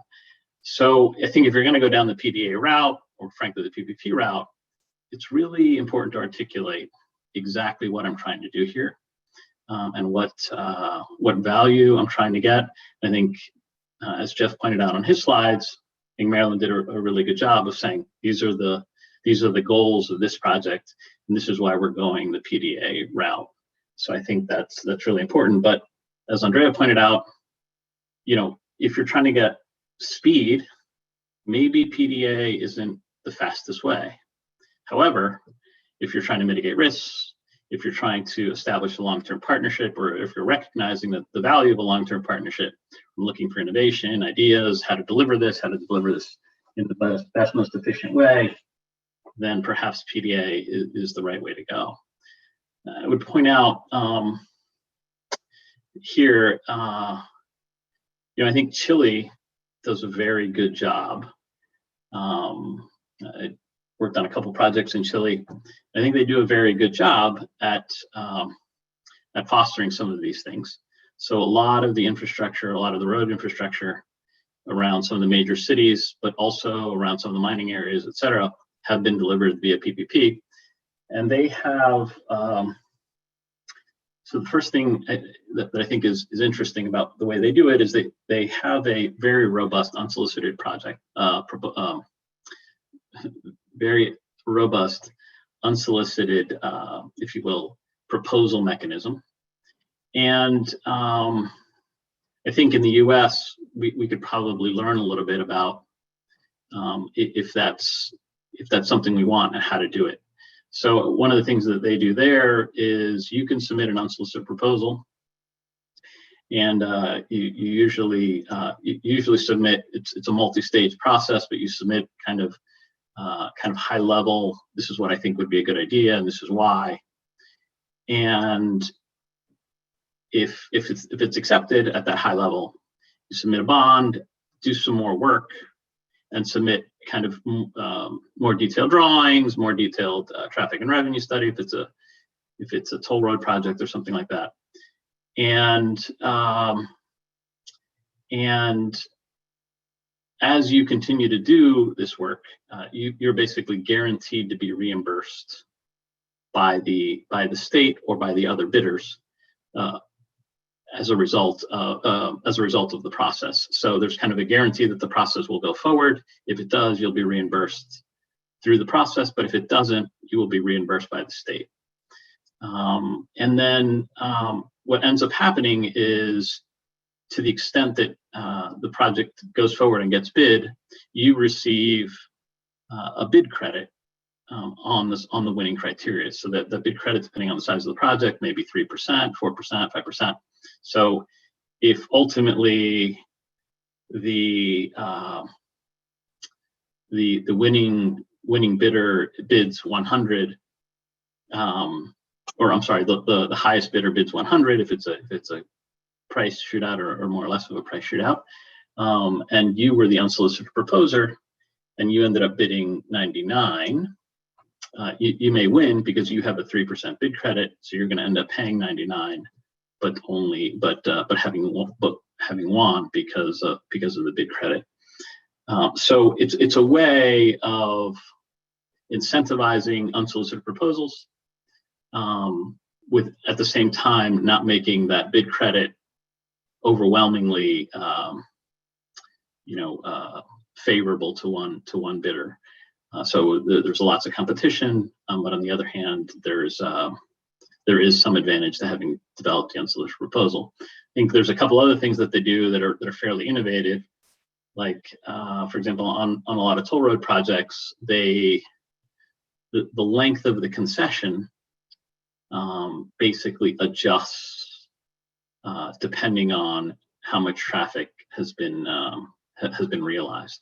So if the traffic has outperformed, the concession shrinks. Meaning if it was estimated to be 40 years, it's now 37, or the other way around. If traffic is below, it used to be 40, it's now 45. Now that complicates a little bit the financing, but in a bank financing situation, which is typical in Chile, it's a little bit more easy to manage than for example, a bond financing here. But I just think, generally speaking, innovations that they do, they also in some cases have minimum income guarantees, meaning your revenue will never fall below this number, but you have to pay for that, if you will, insurance. If you as a bidder want that, or if your lenders want it, you have to pay an amount to the state in order to have that yearly insurance of a minimum income guarantee.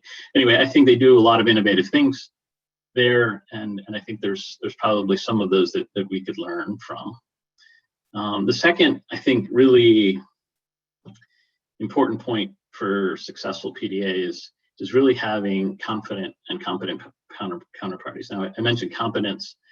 I think maybe it's obvious, but maybe not always so. I think obviously here in Northern Virginia, we have Virginia and Maryland, both very competent states with respect to PPPs, but that's not always the case, right? Like just injecting PPP into another state who has no experience or anything like that may be difficult, right?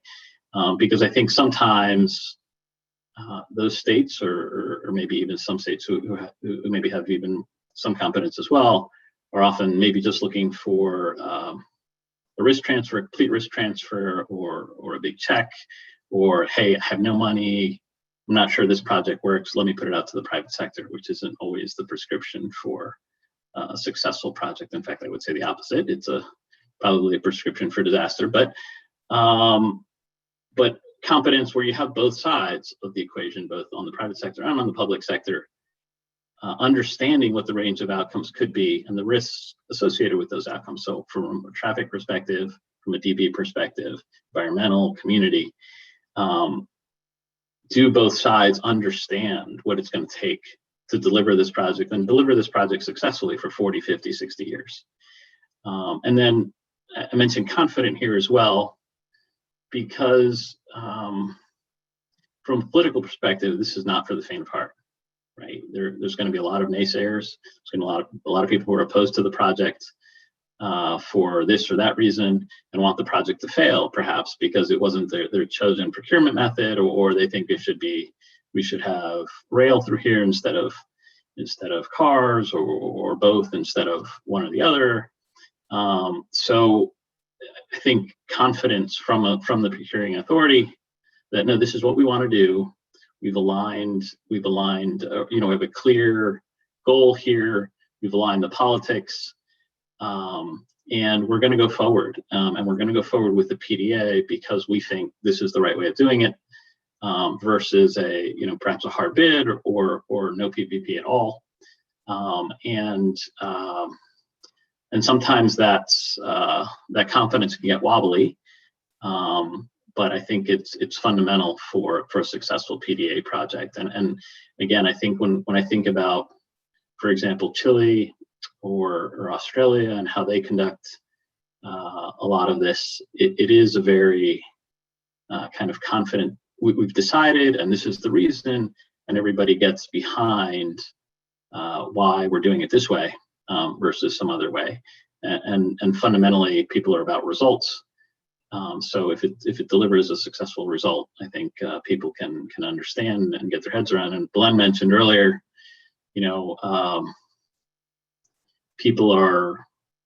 seems like in the US, people are opposed to infrastructure being delivered by the private sector.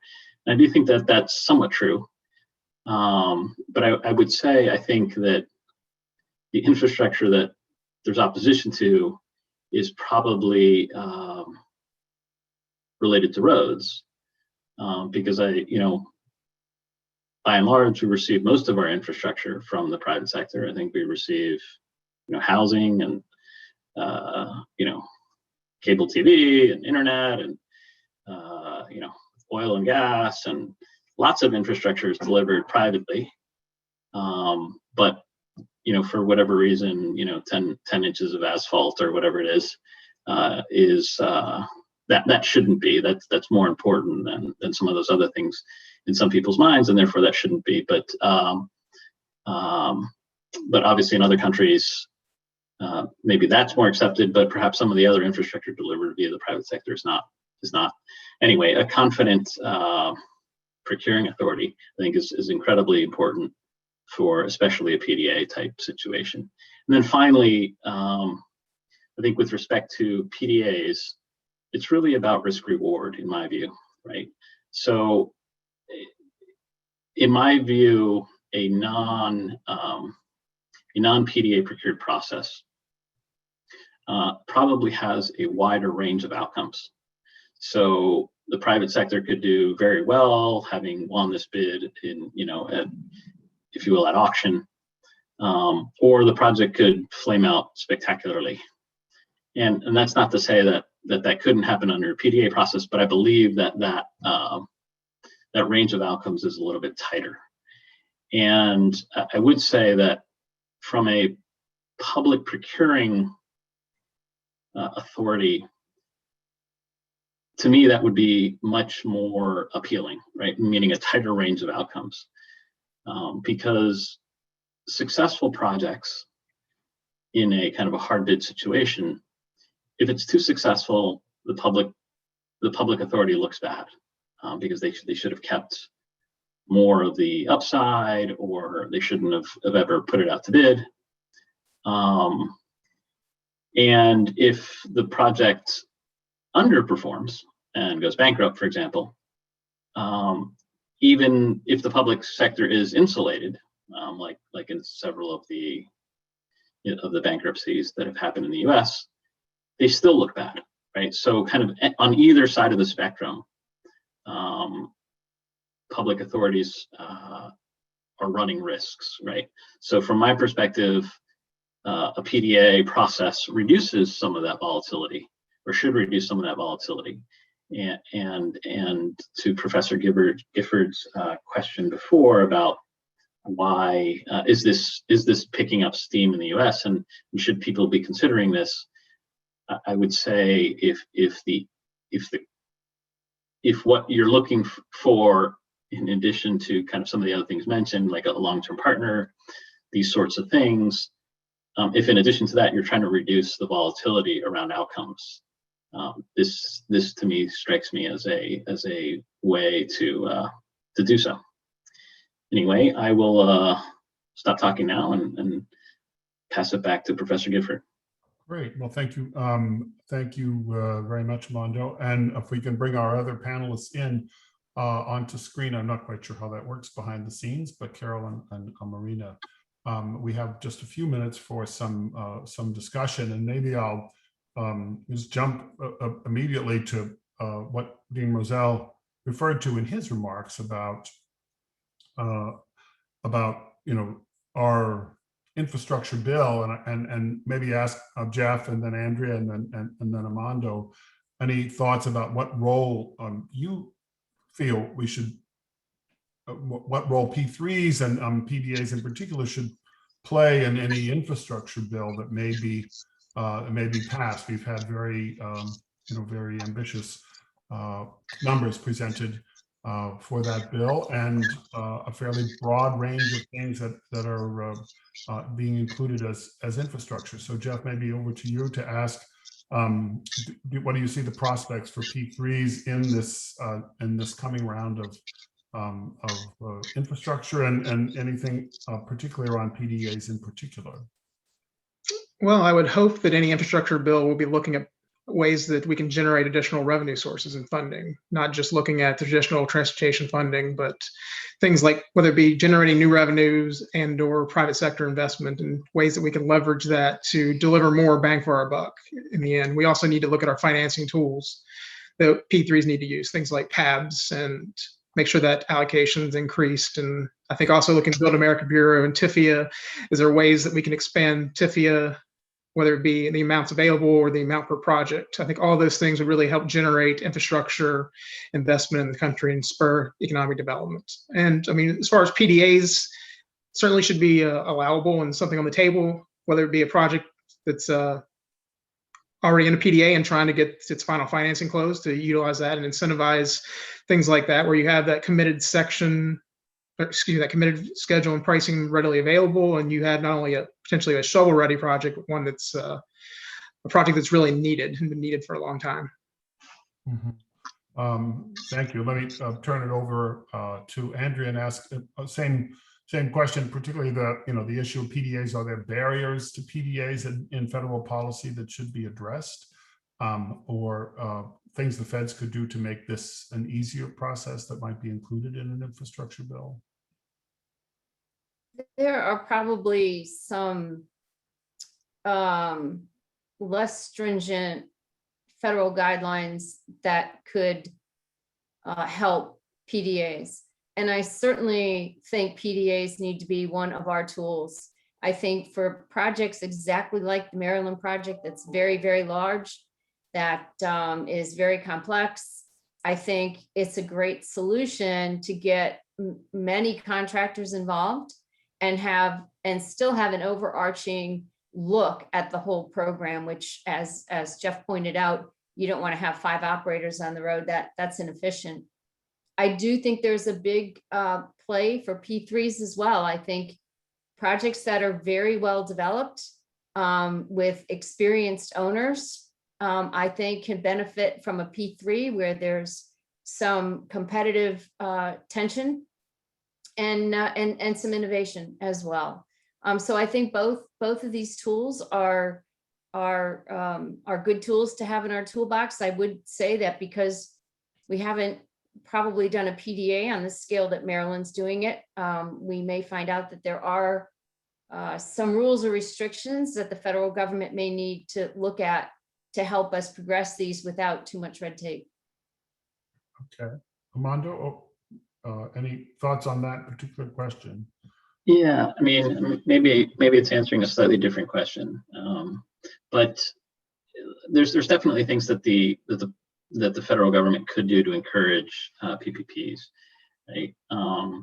Including the environmental process, expediting one, types of projects over others, doing things with the federal highway system, giving more autonomy to the states or something like that. But I think one of the things that I think any bill that passes will or could potentially help no matter what, because I think one of the things that we've seen in the United States, and I think it's been for the last forever really, is that the states need to solve their own problems, right? And when there's indecision or there's hope, frankly, that the state will bail me out, the federal government will bail me out by either the gas tax or raising the gas tax or just sending money. well, I won't solve the problem until I know whether or not this solution is going to help me, right? But once the bill is passed and my project or my state didn't receive all the money it wanted, or this project didn't receive all, now it's okay, how can I solve problem X? And in that context, is PPP or PDA or both a solution to that problem? So I'm hopeful that just eliminating some of the uncertainty around kind of what's in the bill and what's going to happen and that sort of thing will help. And I think fundamentally, right, states in many cases are sitting on assets that are worth a lot of money, right? So to be able to look to those and say, I want to monetize that so that I can do this or that or add rail when we think that's a priority or widen this or that. I think again those things can be encouraged by the federal legislation, but just the existence of federal legislation and basically closing that off, I think could help.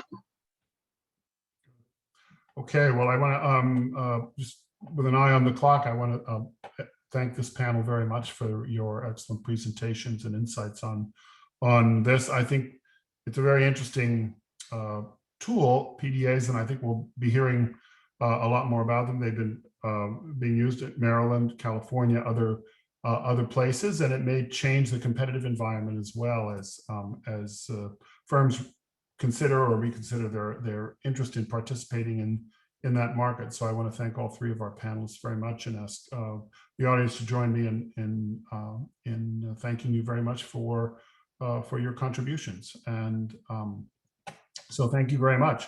I'd now like to introduce our next panel, and to do that, we have Carter Casady to lead that panel. Carter is a senior fellow here at the center and also a lecturer at the University College of London, where he leads the infrastructure finance program. He completed his PhD in civil engineering last year at Stanford, where he was part of the Global Project Center as a student. And we're also delighted to have partnered with young professionals in infrastructure on this panel. They helped us organize a panel 2 years ago in our last conference. And we really appreciate the work that they do. And in this case, Josh Goldman at VIA, and who's on the panel, and Andrew Peterson of WSP for their work in putting this panel together. So, and I do know that Carter is on the London time zone. So he is in evening time over there. But so good evening to you, Carter, and let me pass it over to you. Thank you very much. Yeah, no, thanks, Jonathan. I hope everybody can hear me okay. It's a pleasure to kind of be involved in the organization of the forum and also be a part of this panel and starting to talk about P3's climate and resiliency. I think, before we kind of jump into the first topic of the panel, I'm just going to try and quickly introduce the other panelists. I'll just keep it, kind of to the titles and stuff like that. But so the first person we have on here is Josh Goldman. He's the Director of Strategy and Business Development at VIA, and that's a firm focused on designing innovative public mobility services. We also have Ben Cohen, who's Director at Quantified Ventures. If I get this right, it's an impact investment intermediary firm that specializes in structuring outcome-based financing, primarily through outcome-based contracts and environmental impact bonds. We also have Aggarwala, who is a senior urban tech fellow at Cornell Tech. Cornell is near and dear to my heart. I'm an alum of Cornell, so right on. And also an executive in residence at Closed Loop Partners, an investment firm focused on the circular economy. And finally, we have Nicole Geneau, who's a senior vice president of development at AlphaStruxure, a joint venture between Carlyle Group and Schneider Electric that provides custom decentralized energy infrastructure for public and private sector organizations. So rockstar group here to kind of talk about, I think very, very topical issues in and around P3's are focused on climate change and also resiliency issues. So I think at this point, I just kind of want to start to get the conversation flowing and, kind of put a question out to the group in terms of, so what do you think the role of The P3s will be in addressing, climate and resiliency issues. I'll let you all share your initial perspectives on how you see that fitting, and then we'll kind of just let the conversation evolve from there and see where this takes us. So does anybody in particular want to try and answer that question first and get us going about their perspectives on where P3s fit into our climate and resiliency goals? Maybe we can start with Josh. All right, sure. Thanks, Carter. I'll take the hot seat. And thanks to George Mason for putting this together. I think it's a really timely and important topic, so happy to share some thoughts today. So maybe I'll split up climate and resilience. Typically when people talk about climate P3s, I think historically, at least, that has mostly focused on mitigation, whereas resilience is sometimes more closely linked to adaptation to climate change. So I'll maybe address those two differently. I think starting with climate mitigation, there's three ways primarily that I look at this. So one is, how can P3s help to shape the built environment and create price signals that help people make more sustainable choices or live in sort of lower carbon lifestyle. Two would be, how can infrastructure and P3s help shift modes, so shifting people out of single occupancy vehicles and onto shared mobility and public transit. And then the third is, how do we electrify as many VMT as possible? And then we'll get to resilience separately, but just to kind of put a little bit more meat on the bones of each of those three. So how can infrastructure shape the built environment in a way that encourages low carbon living? I think one example would be Transurban development partnerships. So increasingly, public transit agencies have monetized their real estate by partnering with real estate or infrastructure development firms to build housing and other buildings, mixed-use developments on what formerly was parking lots. And you can get really, really innovative partnerships where you've got a real estate developer who, of course, is building the development, but you also have mobility providers.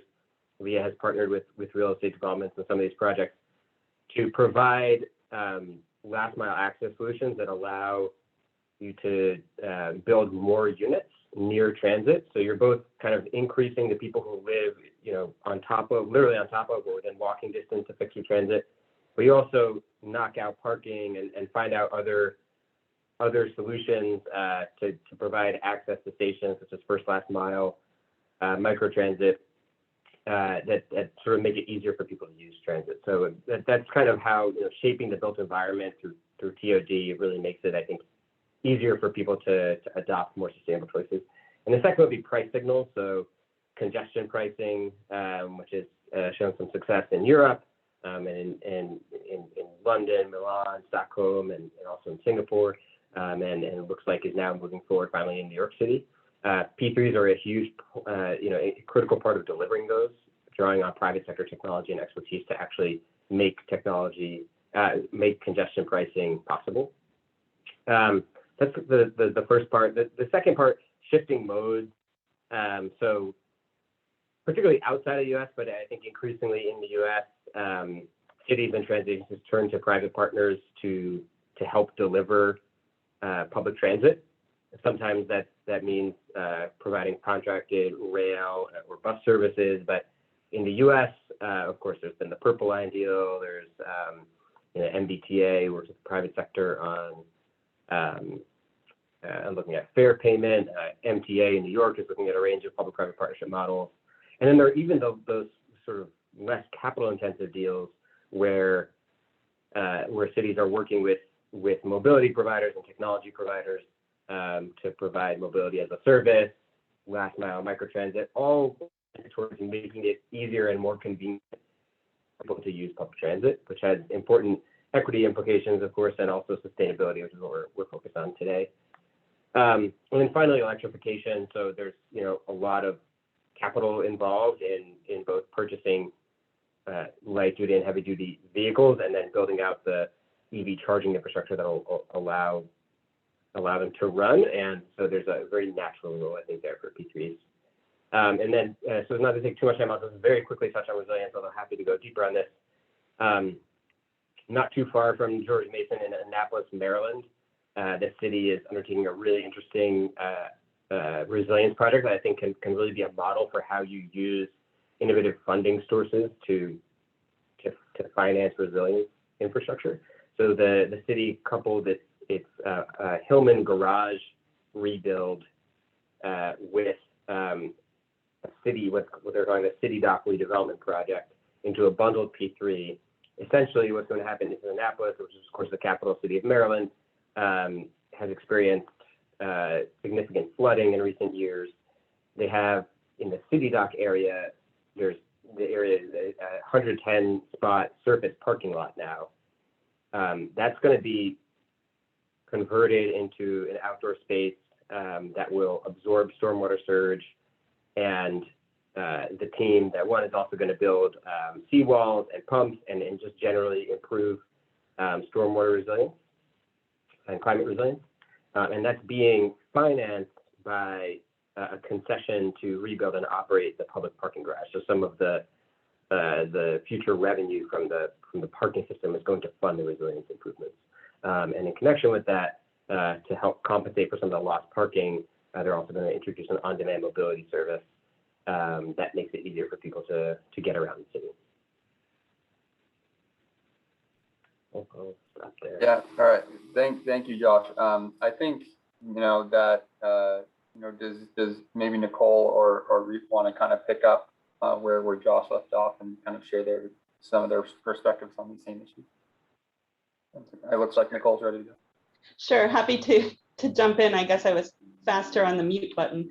But I think it's an important question, and one of the obvious answers, or the first one we typically default to when talking about the contribution that P3s could make to addressing climate and resilience issues, is around unlocking capital. And that's certainly true, but also not as straightforward as we make it sound. The contracting and the constructs and mechanisms around that can be very complicated. And I think that's one of the reasons why P3s have been a little slower to pick up in the US versus in Europe or Canada, where the contracting mechanisms have been more either easily understood or fit into local government regulation and policy more easily.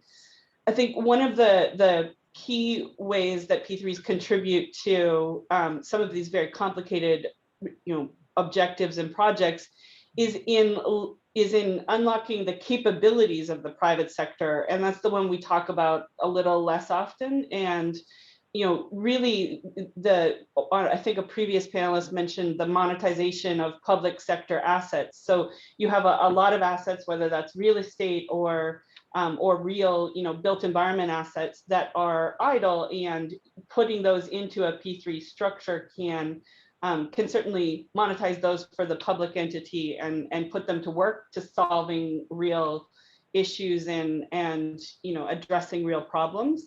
And I think for this to be successful, a couple of things we've seen working with private sector entity or public sector entities is there definitely needs to be a clear alignment of the goals and the outcomes you're trying to achieve.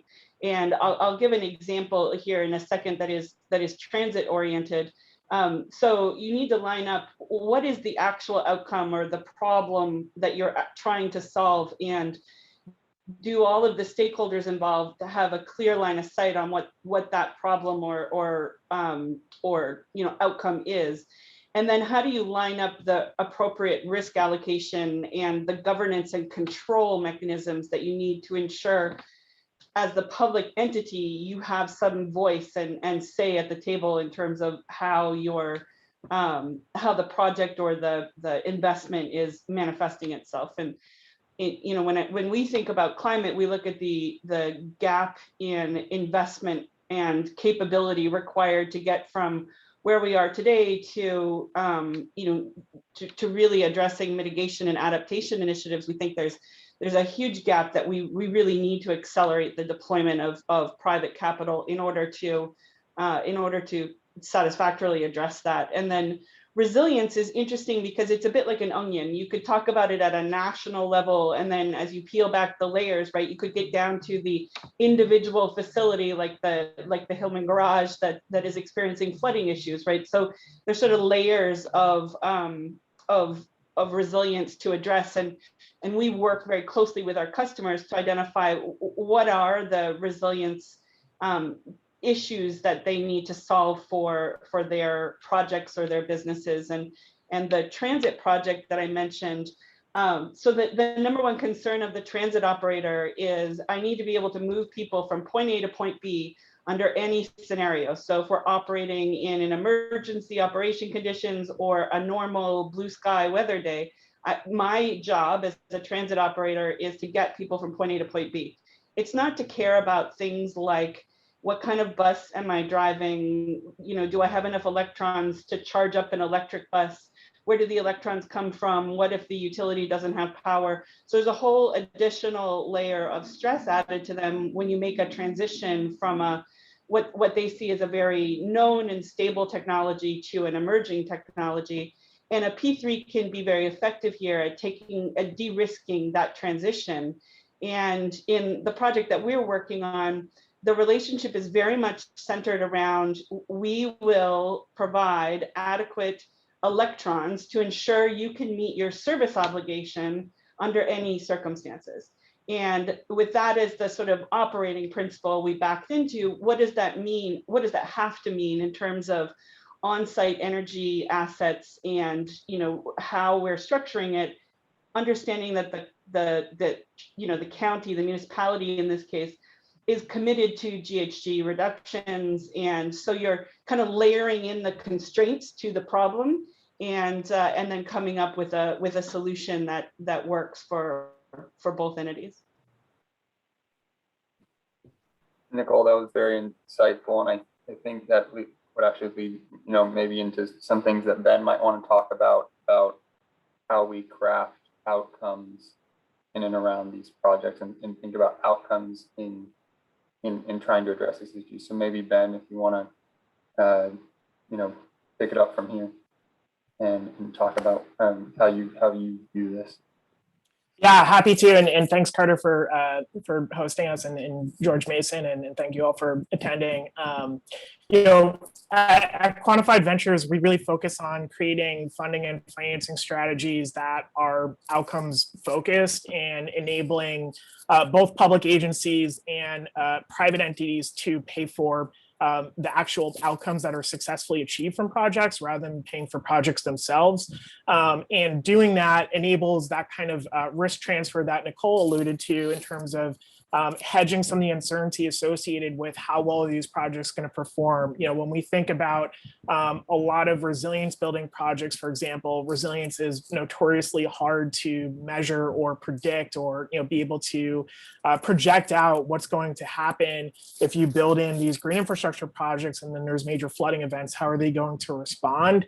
But, you know, we try to bake in evaluations as part of all of the deals that we work on after projects are constructed, to be able to determine, you know, what was the risk before and after these projects were in place, and then create funding and financing mechanisms that enable our partners to pay for those projects based on the successful achievement of outcomes. So, for example, we worked with the City of Atlanta Department of Watershed Management to finance 6 green stormwater infrastructure projects in neighborhoods that are historically underserved. They are also downstream of the city center, so a lot of flooding challenges tend to concentrate in those neighborhoods. And we help them structure and issue an environmental impact bond to finance those 6 projects that fundamentally has an evaluation as part of it of before and after those projects are in place.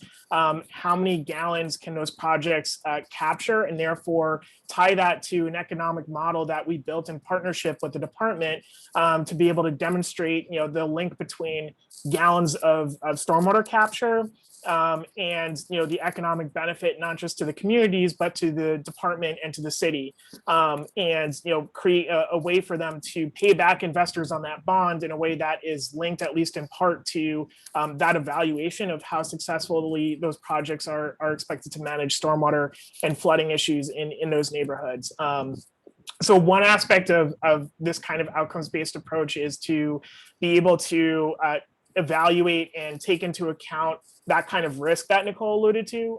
And then the other big piece of it is, when we talk about climate mitigation and resilience, these are big cross-cutting issues that we're facing that, cut across traditional local government, state government, federal government, private sector, private individual kinds of boundaries. And we need funding and financing solutions that are able to help all those entities come together to support the work that's needed to build resilience and address climate change. So for example, when we're thinking about living shorelines projects or green stormwater infrastructure, we're not just thinking about what those projects can do to reduce risk of flooding to local communities and local businesses and local governments, but we're also thinking about what can those projects do to create more green space that enables recreation activities. What does that do for health outcomes in terms of reducing urban heat island effects or asthma rates and improve air quality?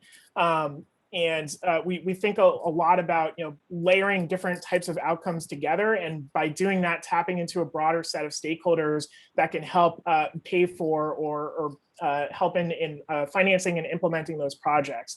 For example, a lot of our sustainable agriculture work is centered on implementing upstream agricultural management practices such as cover crops that improve capture of nutrients and therefore benefit municipalities and utilities downstream who are under obligations to meet certain total maximum daily load TMDL requirements for nitrogen and phosphorus and sediment, with the idea that by structuring an outcomes-based contract, it can be cheaper and more efficient for those municipalities to pay on a per pound of nitrogen or per pound of phosphorus removed basis from upstream agricultural management practices than it would be for them to pay for a costly upgrade to their treatment control facilities downstream. And at the same time, we're able to make the economics pencil out because the benefits of, again, by looking at the multitude of different outcomes that can come from these projects, in addition to those water quality outcomes from these same sustainable agricultural management practices, we're also creating separate outcomes-based contracts with Cargill and other large agribusinesses for the carbon that's sequestered through voluntary carbon offsets that can come from these same practices. And by thinking again holistically about the varied types of outcomes that these projects create, we're able to tap into a broader set of beneficiaries. And I'll give maybe one last example closer to the theme of resilience. We're also working in Southwest Colorado on wildfire, which again is a big cross-cutting issue. There's a big national forest there, the San Juan National Forest, that's already doing some wildfire risk mitigation work within the national forest boundary. But if you're not treating areas adjacent to the national forest in the wildland urban interface to also reduce risk of wildfire, there's only so much that you can meaningfully address risk of wildfire at sort of a regional scale.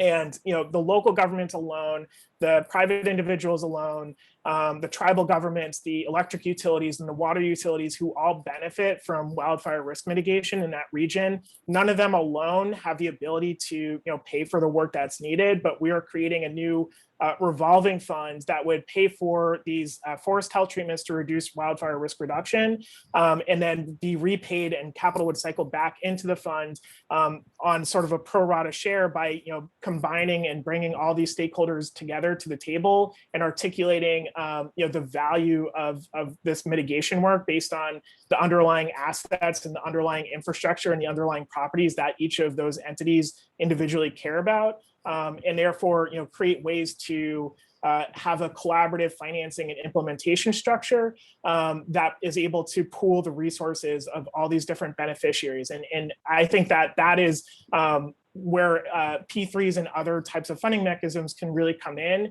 by being able to tap into these type of these broad set of beneficiaries and stakeholders to implement projects at the scale that are needed.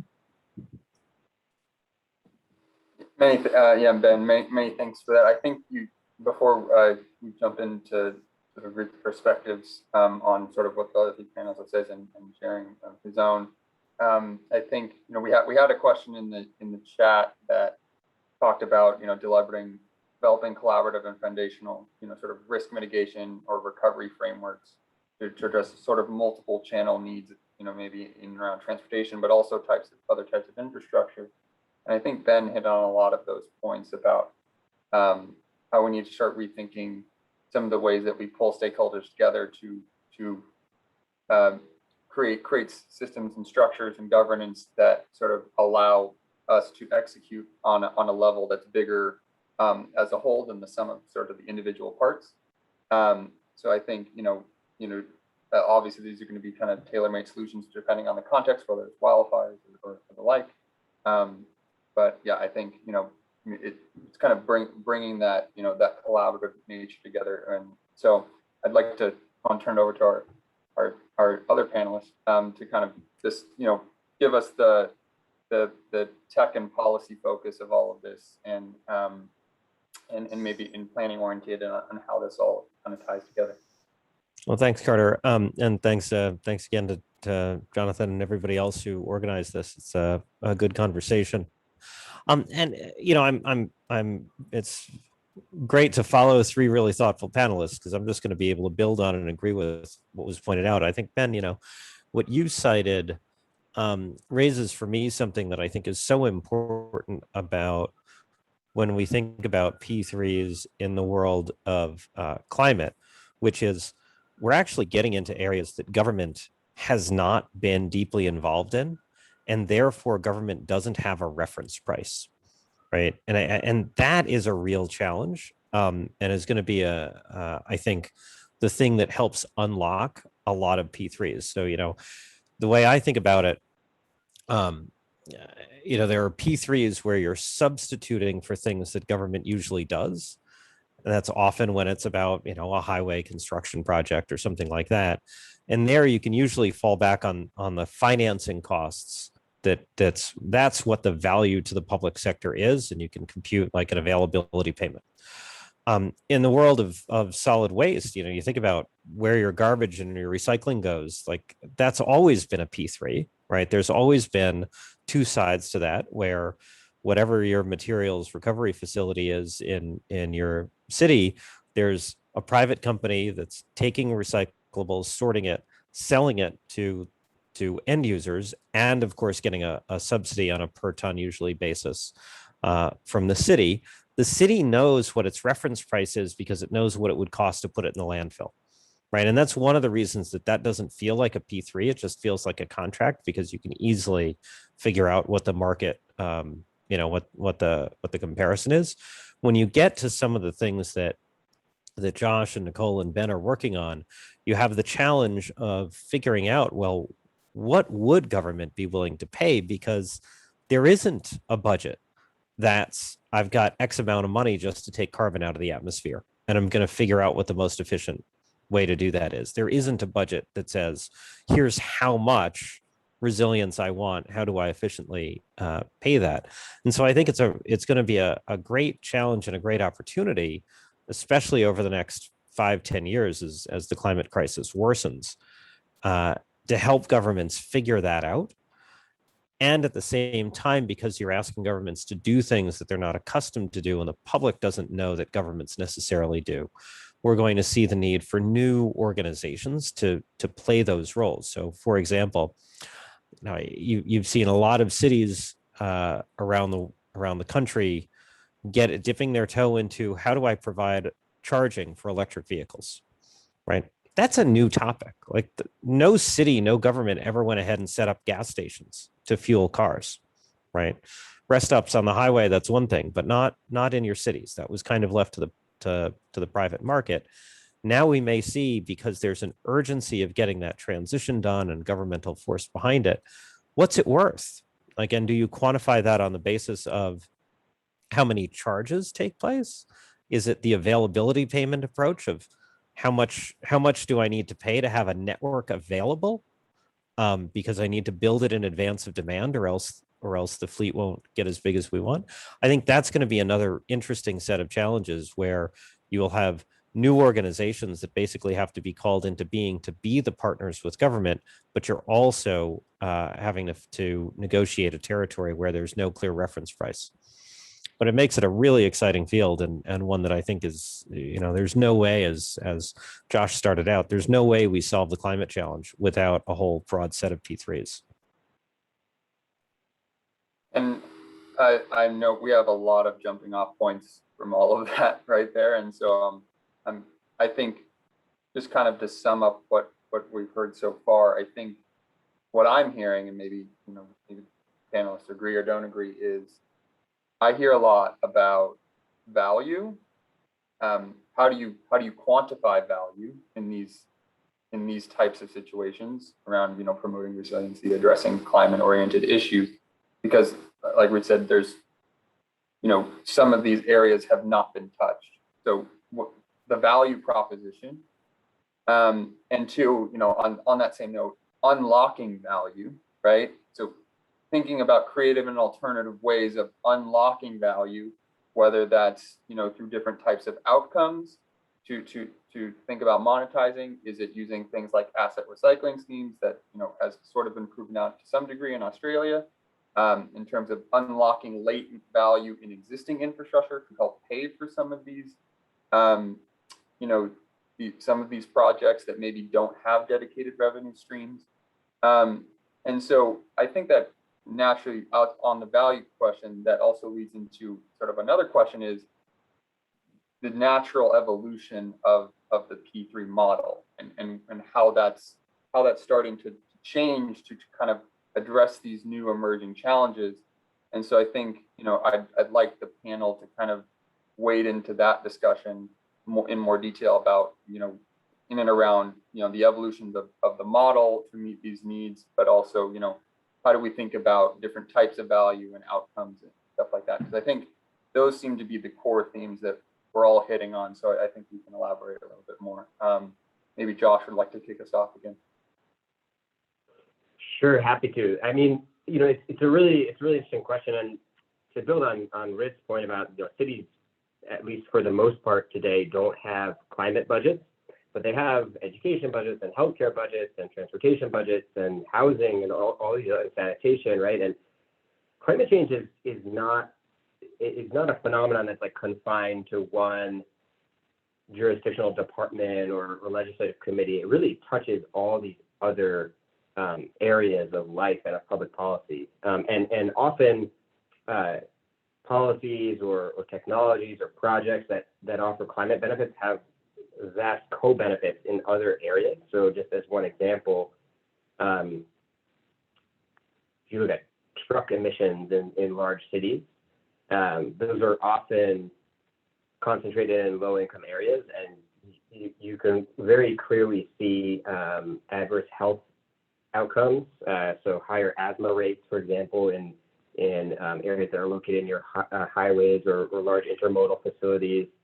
And so if you were, for example, to push a truck electrification program or a freight efficiency, that may be positioned initially as a congestion or a climate program, it would have enormous health impacts. And then that would also, it would reduce kids missing school because of asthma or other health impacts. And therefore it's got education impacts, it's got workforce implications. And so I think that part of the problem is that we've been looking at climate in too much of a vacuum, and that when you look at just good policies that have all sorts of social benefits, and in part it's, I think, a function of the way that governments are typically structured, both at the municipal and the state and at the federal level, that departments and legislative committees tend to look at problems and costs and benefits within their jurisdiction and not as cross-functionally. And so I think finding a better way to stitch those benefits together, I think could be impactful. And then, I think a lot of these projects, for example, if you're building a seawall around Manhattan, you might think of that as a resilience project, but the next time you have a major storm or a hurricane, you're going to be spending from other budgets, so to speak, to help people who are displaced, who have to evacuate, who have to rebuild housing. There's all these kind of related to the earlier point. It's just I think that finding better ways to both frame policies and then communicate them, that climate and resilience really touch on so many different parts of life, and we're going to pay for these problems in one way or another. I think we'll sort of help in designing these solutions. Nicole, do you want to pick up on some of what Josh said? And I'm sure Ben would like to come in after as well. Yeah, I think a lot of that, just, if you've been in the environmental movement for any length of time, everything you were talking about, Josh, is around valuation of environmental externalities, which we haven't done very well over time. And so, incorporating econometrics around pollution and socioeconomic and environmental justice metrics in how we evaluate infrastructure proposals would be a game changer in how some of those things are structured and that outcomes orientation. And so, when we think about valuation of resilience, over the last 5 years, we've had $600 billion in weather-related disaster economic impacts in the US alone. And that's a giant number. If we could, channel that money before weather events take place in communities to develop and roll out resilient infrastructure, you would see, my opinion is, you would see a lot of follow-on investment and a lot of follow-on benefits come into play that you wouldn't otherwise have found. And I guess I'll end with my long time soapbox around, if we put a valuation on carbon, you would see a big change in the energy industry.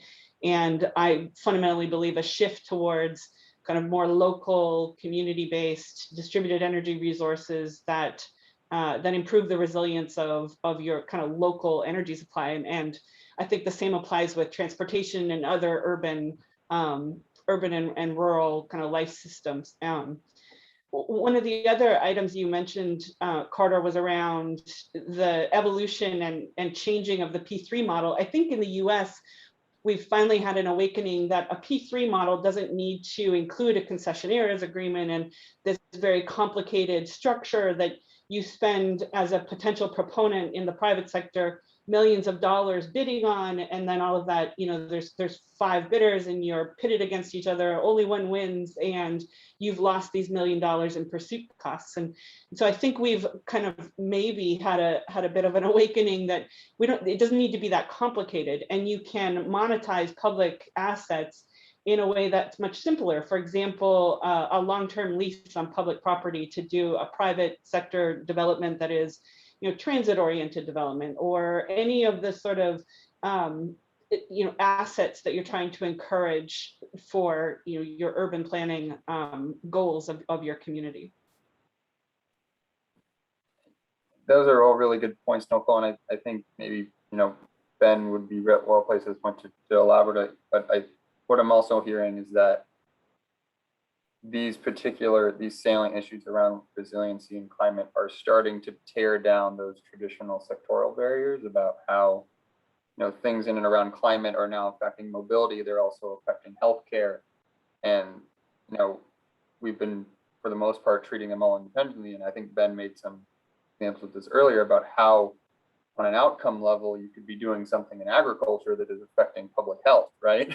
And so I think the lines are starting to blur a little bit in terms of how you could be working on housing to promote transit-oriented development, also to prevent mobility and people pursuing healthy lifestyles. So there's a lot of, again, embedded value in there. And so Ben, I'd welcome some additional perspective views, and then I think Rick can continue our conversation. Yeah, happy to. And I also wanted to build on some of the points Josh and Nicole just addressed as well. When Josh was speaking about how cities and public agencies don't have climate budgets, like, this can be really hard in a lot of times to make the case based off of avoided costs of what would happen if you don't put mitigation projects or adaptation projects in place versus what would have happened in a business as usual case. It can be really hard to budget out those kinds of expenses and account for them, and internalize those externalities through traditional city budgeting and funding processes.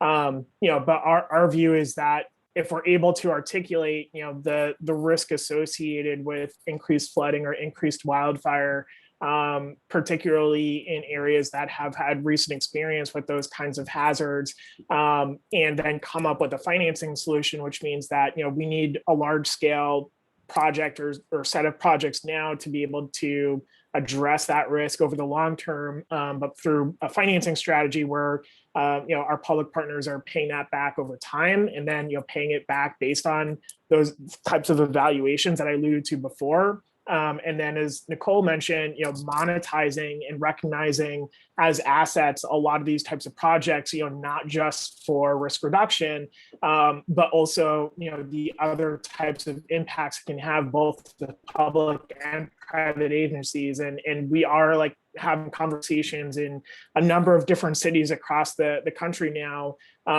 with health plans and other health actors around the benefits of green stormwater infrastructure, based on urban heat island effect reduction, and based on air quality improvement, and based on by putting those projects in place and alleviating flooding issues, you'll ensure that people have ways to travel through roads or on pedestrian pathways to be able to access and even get to the hospital in the first place in cities that are really prone to both stormwater and coastal flooding.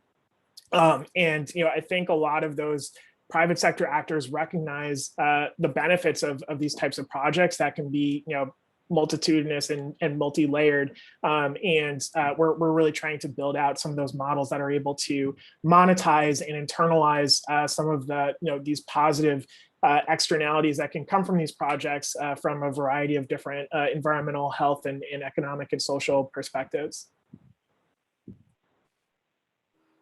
I think that's built really well on the conversation, and I might put right on the spot a little bit here in terms of saying, okay, this all sounds really good, but let's hear the urban policy dimensions of this, because I think we can all agree that some of on the government side, I think how we treat some of this might be a bit lagging in terms of where we want to be, and so maybe we can bring in some of the policy dimensions about this, about how do we create more enabling environments, build capacity to actually deliver on some of these new value propositions, and rethink the way we're actually creating value.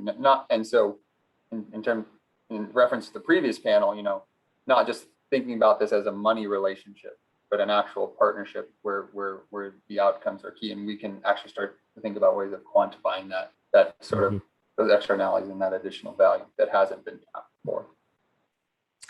Well, so I think it's certainly the case that a good, the word partnership does imply more than just a cash transaction, right? But before diving into that, I want to pick up though further on kind of the points that Ben and Nicole made around the quantification, and Ben, actually, I'd be intrigued in particularly in your thoughts on this, but everyone else's. I think one of the challenges is that what you're describing is right, but it's really hard, right? I have to imagine, Ben, that when you talk about bringing all those stakeholders together, that's a lot of work to put one deal together. And so I think one of the challenges here, and this, I think, Nicole, to your point, I completely agree. If there were just a large economy-wide carbon price, everything else becomes very simple, right? And because we're not going there, we're internalizing the costs through the pain and suffering of the stakeholder discussions, of the due diligence, of the contracting, of all of these things, because you're fighting against the unknown reference price, which means that your public sector partner is always at risk of being told, well, you overpaid dramatically, right? Which it creates a chilling effect on somebody in a public, public official who's thinking about how to build partnerships with the private sector, and puts them on the defensive. So I think one of to your question, I mean, I think we see this a lot. And of course, Josh works for a great technology innovation company, so he should talk about urban tech just as much as I can or more. I think one of the challenges winds up, or one of the challenges and the opportunities is when a company can show up and demonstrate to the public sector what that company can do that solves a public sector problem that has a budget.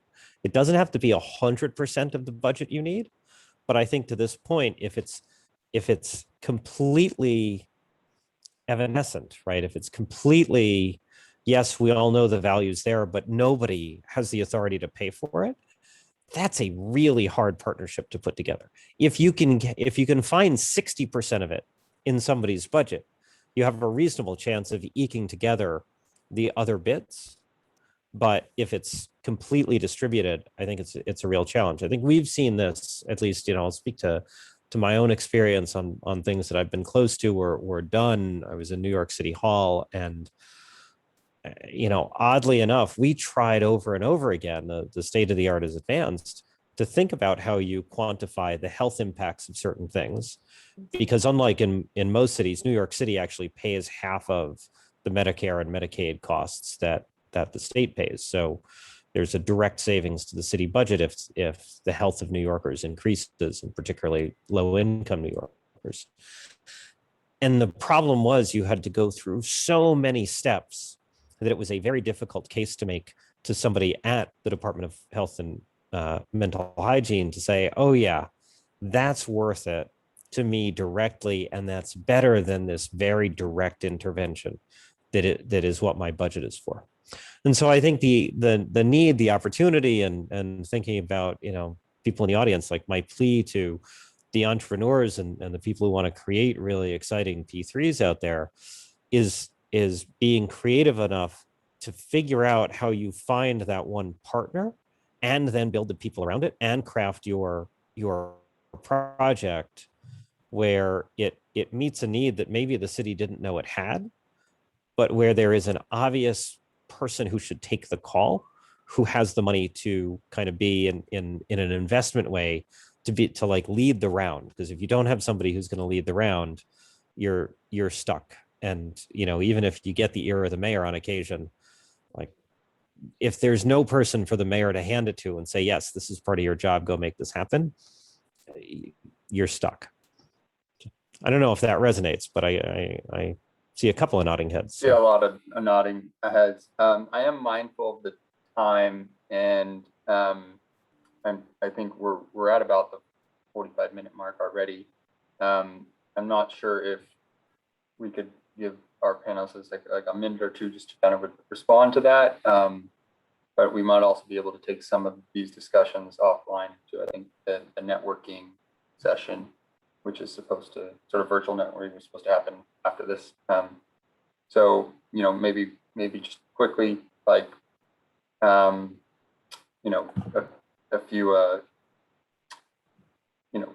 few points from everybody, 30 seconds a minute to respond. Does Josh want to go around? We'll go around with Josh first. Sure. Yeah, there's so much to touch on here. I completely agree. A lot of this becomes more simple and falls into place with an economy-wide carbon tax or carbon price rather. I think in the absence of that, with just on terms of the quantification side, there have been efforts, including a social cost of carbon, to try to at least harmonize the way that people think about sort of the benefits of carbon mitigation in different contexts. But it's really challenging. And, I think it gets again to sort of the way that municipal governments are structured and procurement authority. But if you're talking about a mobility system, it sometimes is challenging to talk in terms of sort of health outcomes.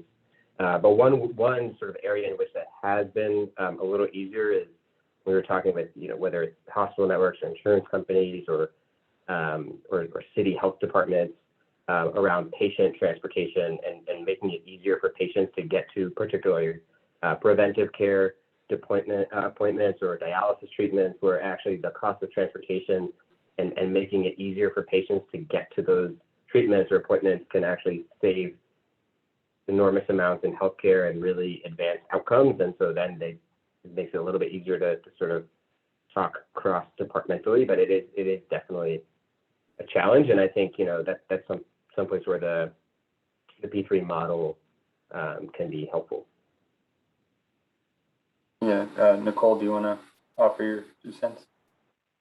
I think so. Agree with the points that Josh just made, and Rit, I thought your last points around how do you line up all of those stakeholders is absolutely right. I think one of the opportunities we have is to simplify the way we talk about P3s.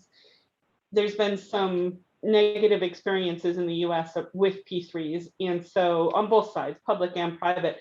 And so I think those stories linger and create fear among both public and private sector entities that we need to collaborate here in order to achieve real progress. And by kind of de-escalating the way that we use the word P3, or providing examples that are not these big, complicated 400-page contracts, and kind of providing that spectrum of, no, it can be much simpler, and then taking a run at procurement policies and regulations so that municipalities don't have to default to the lowest cost bid or put everything out to RFP, that they have more creativity and more leeway in how they buy and solve problems. I would be a huge step in the right direction. The private sector will rise to the occasion provided the opportunity, and I think that would be kind of my takeaway. That's great. Ben, any last thoughts? Yeah, Rit, I appreciate your comments, and having worked on a number of these types of deals at this point, like they are really hard, they are really challenging, but I always come back to what is the alternative. I think at least at Quantified Ventures, like we sort of pride ourselves on working on projects that have trouble getting funded or financed or implemented through traditional means, and therefore they really benefit from taking that kind of outcomes-based holistic view of who else can be brought to the table, how do we create those risk transfer elements in the financing of this to make it more efficient and not so onerous on local governments. And in that way, helping to get these projects done where there is clear risk around wildfire or flooding or any number of issues. And then also wanted to echo Nicole's points around simplicity. I think there's a lot that we focus on in terms of having evaluation methodologies that are not randomized control trials, that are relatively simple. We like to use proxy measurements where we can, and I think the growing emergence of technologies, for example, remote sensing technologies for water quality and water quantity, that can be really leveraged to help make that case and help quantify the value and monetize some of these risk reduction or other outcomes that can be generated from these projects, and thereby feeding into the overall outcomes-based financing strategy. So thanks, Carter, for organizing us and moderating this session. Yeah, I'll give it final words. Oh, all right. Where we go. What we Thanks. do. Well, where we go, and Ben, don't get me wrong. I'm not saying you shouldn't do what you're doing, or you're doing God's work. It's just, I think everybody needs to know that getting these things done when you don't have a single budget is really hard, and you're trying to crack that nut, which is fantastic. I guess my final, the only closing comment I'd have, and I'd build on Nicole's observation that the public still has the mental model of P3s being an asset privatization. And I think the more as a field we can reiterate that, yes, your recycling facility, that's a P3. It may feel like a contract. Those subsidies that your utility is paying to people who are retrofitting their homes, that's a P3, right? I mean, there are all sorts of different ways on the spectrum that government leverages the skills and qualities of the private sector. And I think that's going to be even more important, because climate is going to force governments to do things that the public doesn't necessarily understand that government's supposed to be doing. So there's going to be like two aspects of the newness. And so the more we can kind of make less scary the P3 notion, the better off we're going to be, and the more creativity we're going to unlock to get the partnerships that will solve climate and resilience. Thank you for those final words. Yeah, I think, like you said, demystifying some of this, seeing how the model is evolving and how we can start tackling these challenges from a more integrated perspective is sort of the big takeaways I've gotten from this. So I appreciate all of you for joining us for this panel. It's been a really fun conversation. I think Jonathan's going to tell us what to do next. I think there is a virtual networking session though. Yes, there is. So thank you, Carter, and our panelists in panel 2, and all of our panelists, and for our attendees for sticking it out in a